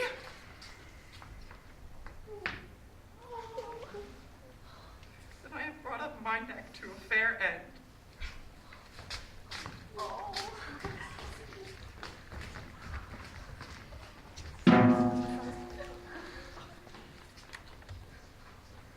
Despiteful and intolerable wrongs, shall I endure this monstrous villainy? May this be borne as if his traitorous sons, who were killed by law for murder of my brother, were by my means butchered wrongfully? Go, drag him hither by the hair, nor shape nor honor shall shape privilege. Aye, for this proud mock I'll be thy slaughterman. Oh, this goes with that proud brag of thine that says that thou hopest to make me great, so that thyself should govern Rome and me.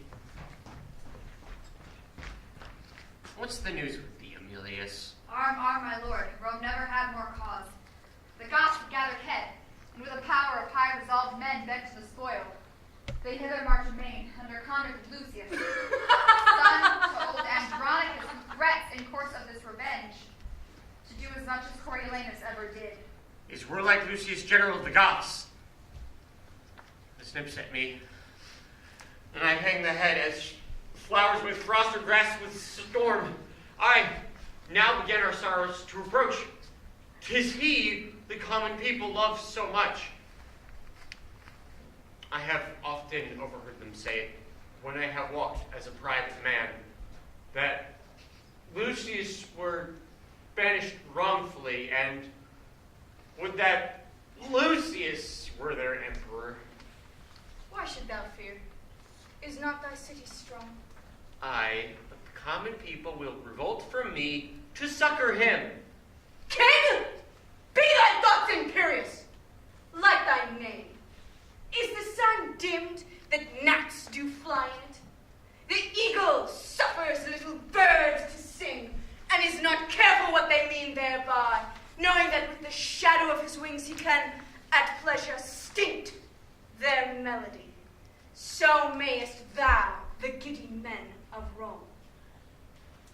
Now, clear thy spirit, and know, thou emperor, I will enchant old Andronicus with words more sweet and yet more dangerous than bait to fish or honey stalks to sheep, for as one is wounded with the bait, the other is rotted with delicious feed. But he will not entreat his son for us. If Tamora entreat him, then he will, for I will smooth and fill his aged ear with golden promises, that were his heart almost impregnable and his old ears deaf, yet both ear and heart should obey my tongue. Go thou before, be our ambassador, say that the emperor requests a parley of warlike Lucius, and appoint the meeting place even at his father's house, the old Andronicus. Go, do this message honorably, Aemilius, and if he stand on hostage for his safety, then let him plead what pledge will plead him best. Your bidding will I do effectually.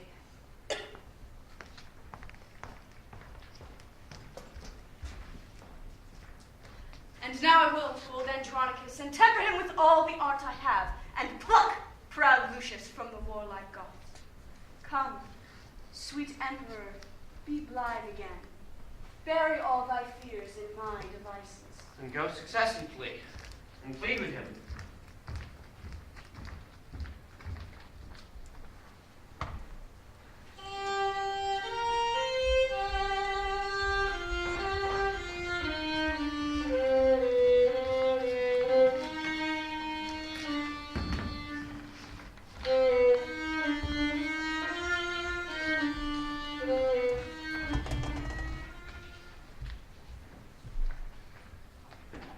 Friend, I received letters from Rome that signify what hate they bear the emperor, and are desirous of resigning their arm. Therefore, great lord, these your title, witnesses, imperious and impatient of your wrongs. And then Rome hath done you any scath. Let them make treble satisfaction. Brave slip, sprung from the great Andronicus, whose name was once our terror, now our comfort, whose high exploits and honorable deeds ingrateful Rome requites with foul contempt. Be bold in us, we'll follow where thou leadst, like stinging bees in hottest summer's day, following their masters to the flowered fields, and be avenged on cursed Tamora. I humbly thank you. Wait, who comes here, led by a lusty Goth? Renowned Lucius. From our troops I strayed to gaze upon a ruinous monastery, and as I earnestly did fix mine eye upon the wasted building, suddenly I heard a child cry from beneath the wall. I made unto the noise, when soon I heard the babe controlled with this discourse. Peace, villain, peace, half mine and half thy dam. Villain, thou mightst have been an emperor. Peace, villain, peace, even thus he rates the babe. My weapon drawn, I rushed upon him, surprised him suddenly, and brought him hither to use as you think needful of the man. O worthy Goth, this is the incarnate devil that robbed Andronicus of his good hand. This is the pearl that pleased your empress's eye, and this is the base fruit of his burning lust. Say, wall-eyed slave, whither wouldst thou convey an ever-growing image of thy fiend-like face? Why dost not speak? What? Damn! Not a word! A halter soldier! Hang him on this tree! By his side is through the bastard! Touch not the warriors of royal blood! Never the sire be any good? Lucius, save the child and bear it from me to the empress. If thou do this, I'll show thee wondrous things that may highly advantage thee to hear. Say on, and what you say pleases me.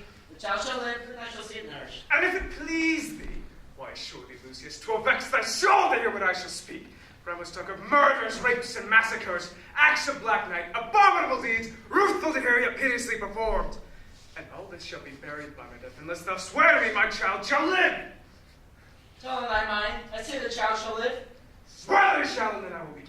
Who should I swear by? Thou believest in no God? That granted, how canst thou believe an oath? What if I do not?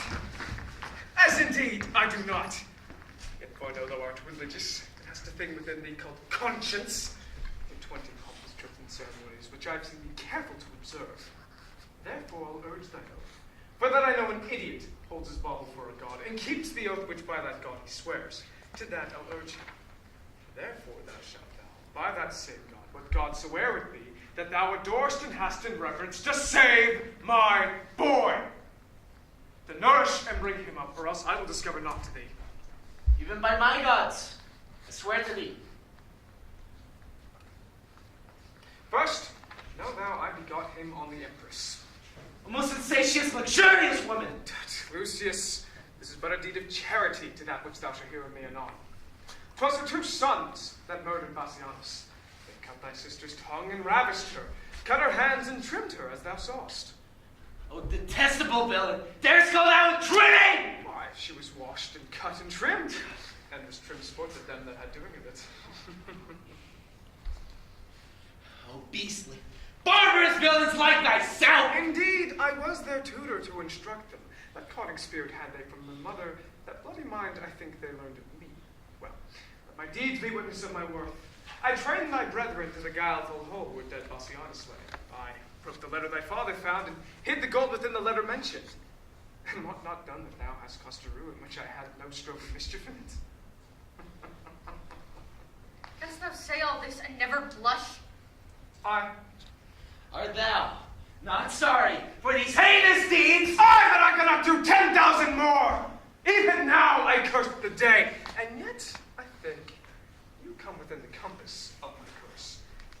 Where I did know some notorious ill as kill a man or else devise his death, ravish a maid or plot the way to do it, accuse some innocent and forswear myself, set deadly enmity between two friends, break poor men's cattle's necks, set fire to barns and haystacks in the night, and bid the owners quench them with their tears. Oft have I dug up dead men from their graves and set them up at their dear friends' doors, and have on their skins, as on the barks of trees, with my knife, carved in Roman letters, let not your sorrows die, though I am dead. Tut, I have done 1,000 dreadful things as willingly as one would kill a fly, and nothing grieves me hardly indeed that I cannot do 10,000 more. Bring the devil down, for he shall not die so sweet a death as hanging presently. If there be devils, would I were a devil, to live and burn in everlasting fire, so I might have your company in hell, but to torment you with my bitter tongue. Say no more! My lord, I am a messenger from Rome who desires to be admitted to your presence. Welcome, Aemilius. What news from Rome? Lord Lucius, and you princes of the Goths, the Roman emperor greets you all by me, and for he understands you are in arms, he craves a parley at your father's house, willing you to demand your hostages, that they shall be immediately delivered. What says our general? Aemilius, let the emperor give his pledges to my father and my aunt, Marca, and we shall come. March away!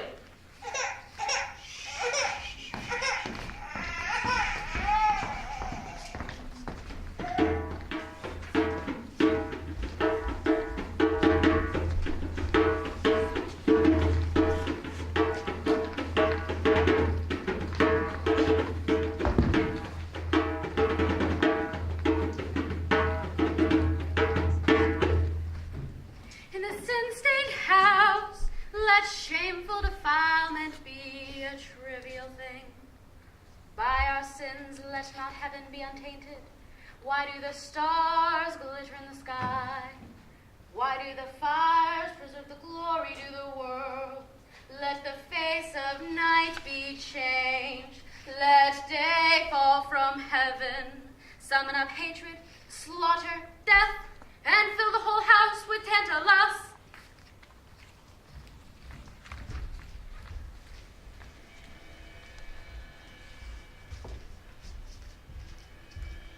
Thus, in this sad and strange happening, we will encounter with Andronicus, and say, I am revenge sent from below, to join with him and right his heinous wrongs. Knock at his study, where, they say, he keeps to ruminate strange plots of dire revenge, and tell him revenge is come to join with him, and work confusion on his enemies. Who does molest my contemplation? Is it your trick to make me open the door, so that all my sad decree may fly away, and all my study be to no effect? Titus, I am come to talk with thee. No, not a word. How can I grace my talk without a hand to give it action? Thou hast the odds of me, and therefore no more. If thou didst know me, thou wouldst talk with me. I am not mad. Witness all sorrow that I know thee well enough for our proud empress, mighty Tamora. Is not thy coming from my other hand? No, thou sad man, I am not Tamora. She is thy enemy. I am thy friend. I am revenge, sent from the infernal kingdom to ease the gnawing vultures of thy mind by working wreckful vengeance on thy foes. Come down and welcome me to this world's light. Confer with me of murder and death. There is no hollow cave or lurking place, no vast obscurity or misty veil, that detested rape or bloody murder can crouch for fear, but I will find them out, and in their ear tell them my dreadful name, revenge, that makes the foul offenders whole. Art thou revenge? And art thou sent to be a torment to mine enemies? I am! Therefore, come down and welcome me. Do me some service ere I part from thee. Give me some assurance that thou art revenge. Lo, where the side where rape and murder stands, stab them or tear them on thy chariot wheel. And then I'll come and be thy wagoner, and whirl around the globe, and day by day I'll do this heavy task if thou destroy rapine and murder there. These are my ministers, and come with me. Are these thy ministers? What are they called? Rapine and murder! Therefore,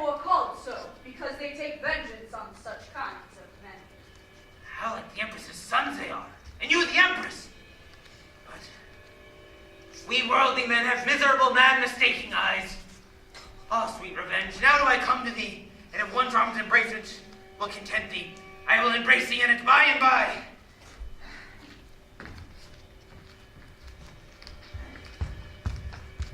Welcome, dread fury, to my woeful house, rapine and murder. You are welcome too. How like the Empress's sons you are. But welcome as you are. What shall we do? What would thou have us do, Andronicus? Show me a murderer. I'll deal with him. Show me a person who hath done away actually sent to be revenged upon him. Show me 1,000 that have done me wrong, and I will be revenged on them all. Look round about the wicked streets of Rome. And when thou findest a man that's like thyself, good murder, stab him. He's a murderer. Go thou with him. And when it is thy hap to find another that's like to thee, good rapine, stab him. He's a ravisher. Go thou with him. And in the emperor's courts there is a queen attended by a Moor. Thou mayst well know her by thy own proportion, for up and down she doth resemble thee. I pray thee, do in them some violent death, for they have been violent to me and mine. Well hast thou lessoned us, and this we shall do. But would it please thee, good Andronicus, to send for Lucius, thy thrice valiant son, and bid him come and dine with thee, and even at thy seat, at thy solemn banquet, I shall bring in the Empress, and her sons, the Emperor, and all thy foes, and at thy mercy shall they stoop and kneel, and upon them thou shalt ease thy angry heart. What sayest thou to this device, Andronicus? Marca! Marca, sister! 'Tis sad Titus calls! Marca! Marca! Go to thy nephew Lucius. Bid him encamp his soldiers where they are. Tell him the Emperor and the Empress too feast at my house, and he shall feast with them. Do this thou for my love, and let him, as he regards his aged father's life. This will I do, and soon return again. And now I'll hence about my business, and take my ministers along with me. Nay, let rape and murder stay with me, or else I'll call my sister back again and claim to no revenge but Lucius. What say you, boys?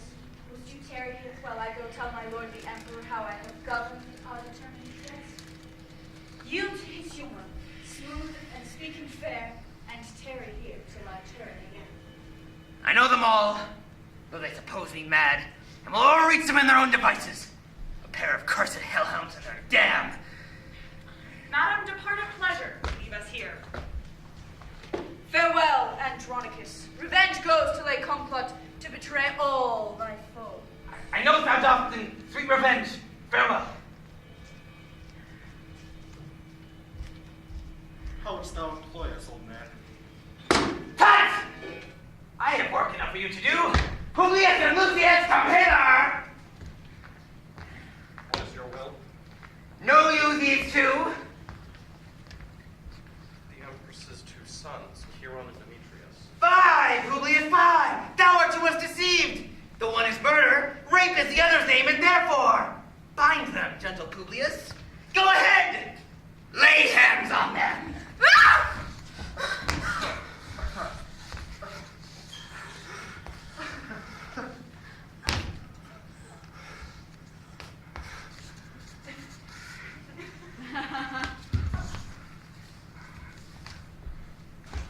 Villain, we are the Empress's sons. And therefore do we what we are commanded. Stop, close your mouths. Do not speak. Are they sure bound? Sure you'll bound them fast. Come, Lavinia, look. Thy foes are bound! Sirs, let them not speak to me. Yet let them hear what fearful words I utter. O villains, Chiron and Demetrius, you killed her husband, and for that vile fault, 2 of her brothers were condemned to death. My hand cut off and made a merry jest. Both her hands, her tongue, and not more dear than hand or tongue, her spotless chastity, inhuman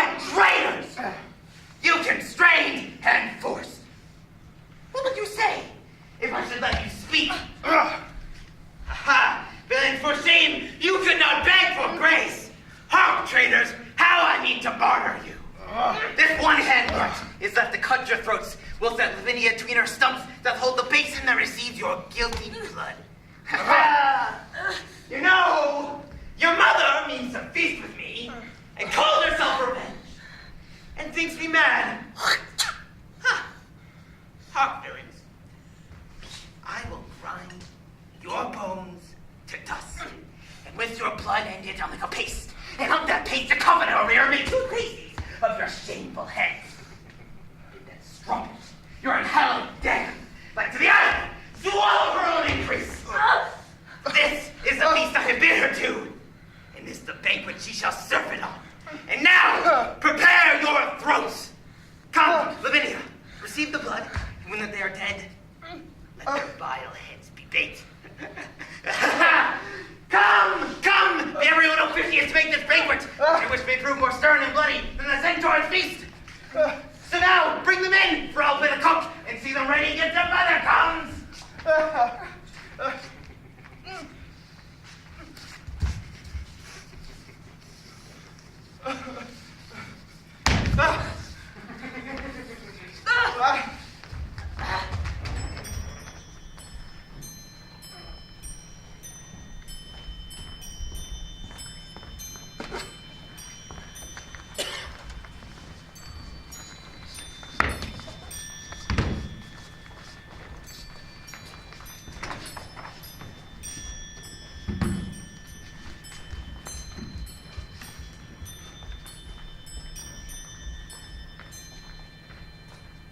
Marca, it is my father's mind that I to Rome, and I consent.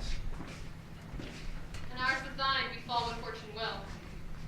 Good aunt, take hold of this barbarous Moor, this ravenous tiger, this accursed devil. Allow him to receive no sustenance. Feather him till he be brought to the Empress's face as testimony of our foul proceedings. Make strong our friends, for our fear the Emperor means us no good. Some devil whisper curses in my ear, bids my tongue utter forth. The venomous mouths my swelling heart! Silence, inhuman dog! Accursed devil! Help my aunt to convey him in.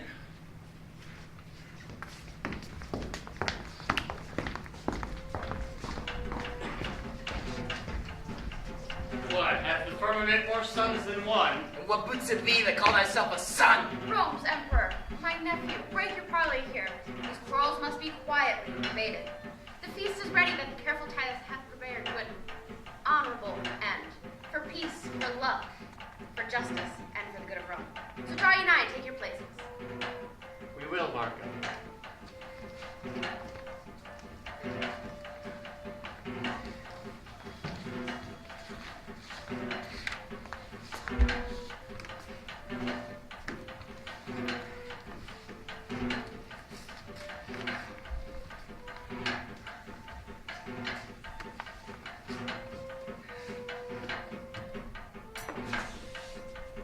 Welcome, my gracious lord. Welcome, dread queen. Welcome, ye warlike Goths. Welcome, Lucius. And welcome all. Though the cheer be poured, will fill your stomach, please you eat of it. We are beholding to you, Andronicus. And if your highness knew my heart, you were. But, my lord the emperor resolved me this.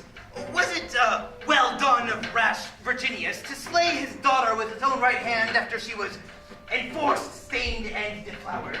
Yes, it was. Your reason, mighty lord. For by her existence, she increases her shame and furthers his sorrows. A reason mighty strong and effectual. A pattern, precedent, and lively warning for me most likely to repeat the like. Die, Lavinia, and thy shame with me. What hast thou done? Unnatural and unkind. Killed her! Through my tears it made me blind. I am as woeful as Virginius was, and with 1,000 times more cause to do this outrage, and it is now done. But was she ravished? Tell who did the deed. Will it please you eat? Will it please your highness feed? What hast thou slain thy only daughter thus? Not I! 'Twas Chiron and Demetrius. They ravished her and cut away her tongue, and 'twas they who did her all this wrong.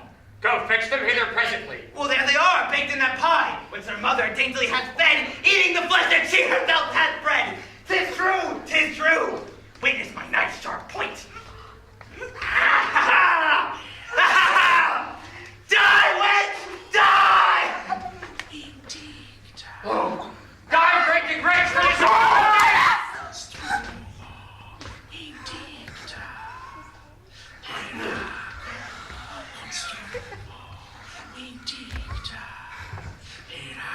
In the sun's eyes, behold his fallen bleed.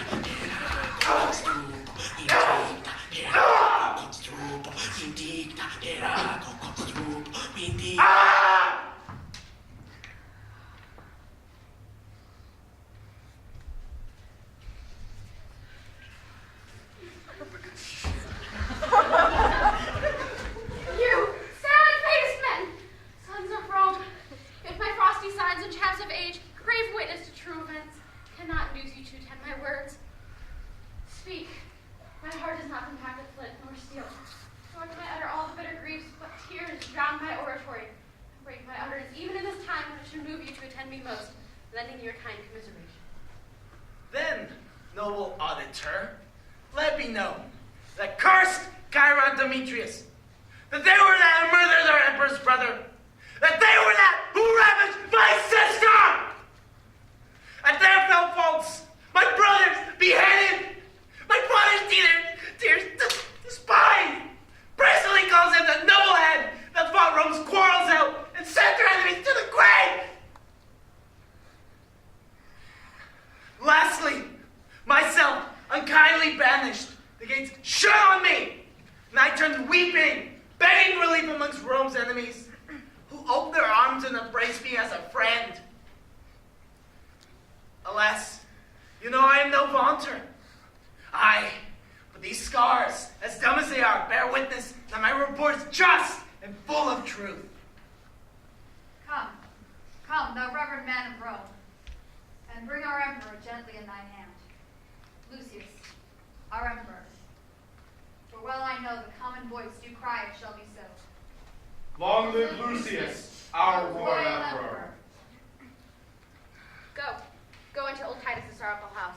Hither hail that misbelieving slave to be adjudged some slaughtering death as punishment for his wicked life. I thank you, gentle Romans. Let me govern so to heal Rome's harms and to wipe away her woe. But be soft, gentle Romans. Give me aim a while, for nature's put me to a heavy task. Come hither, boy, come, and learn to melt in showers. Thy grandsire, he loved thee well. Many a times he danced thee on his knee, singing thee sleep, his loving breast thy pillow. Bid him farewell, commit him to the grave, give him this kindness, and take leave of him. Oh, grandson! Grandson! Even with all my heart, when I were dead, so you did live again. Oh, Lord, I cannot speak to him, for my tears will choke me if I open him.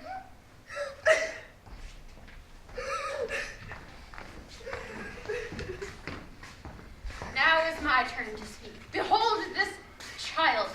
Of this was Tamora delivered, the issue of an irreligious slave, chief architect and plotter of these woes. Judge you now what cause Titus hath to revenge these wrongs, unspeakable, past patience, more than any man could bear. Now you know the truth. What say you, Romans? And have we aught amiss? Hand in hand, the remnants of the old Andronicus will cast headlong down and beat our brains upon the stones. Speak, Romans, speak. And if you say we shall, lo, Lucius and I will fall. Thou sad Andronicus, have done with woes. Give sentence on this execrable wretch that hath been breeder of these dire events. Set him breast deep in the earth and famish him. There let him rave and cry and beg for food. And if any man relieves or pities him for their offense, he dies! This is our due. Some state to see him fastened in the earth. Oh, I shall not be viewing dumb! I am no baby. I have base prayers. I should repent the evils I have done. 10,000 worse than ever yet I did would I perform if I might have my will. If ever one good deed in all my life I did, I do repent it from my very soul. Some loving friends helped to convey the emperor hence and give him burial in his father's tomb.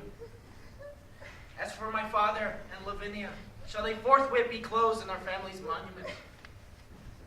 And as for that heinous tyrant Tamora, no funeral rites, no more bell shall ring, but throw her body forth to beasts and birds of prey, for her life was beast-like and devoid of pity, and therefore shall have like want of pity.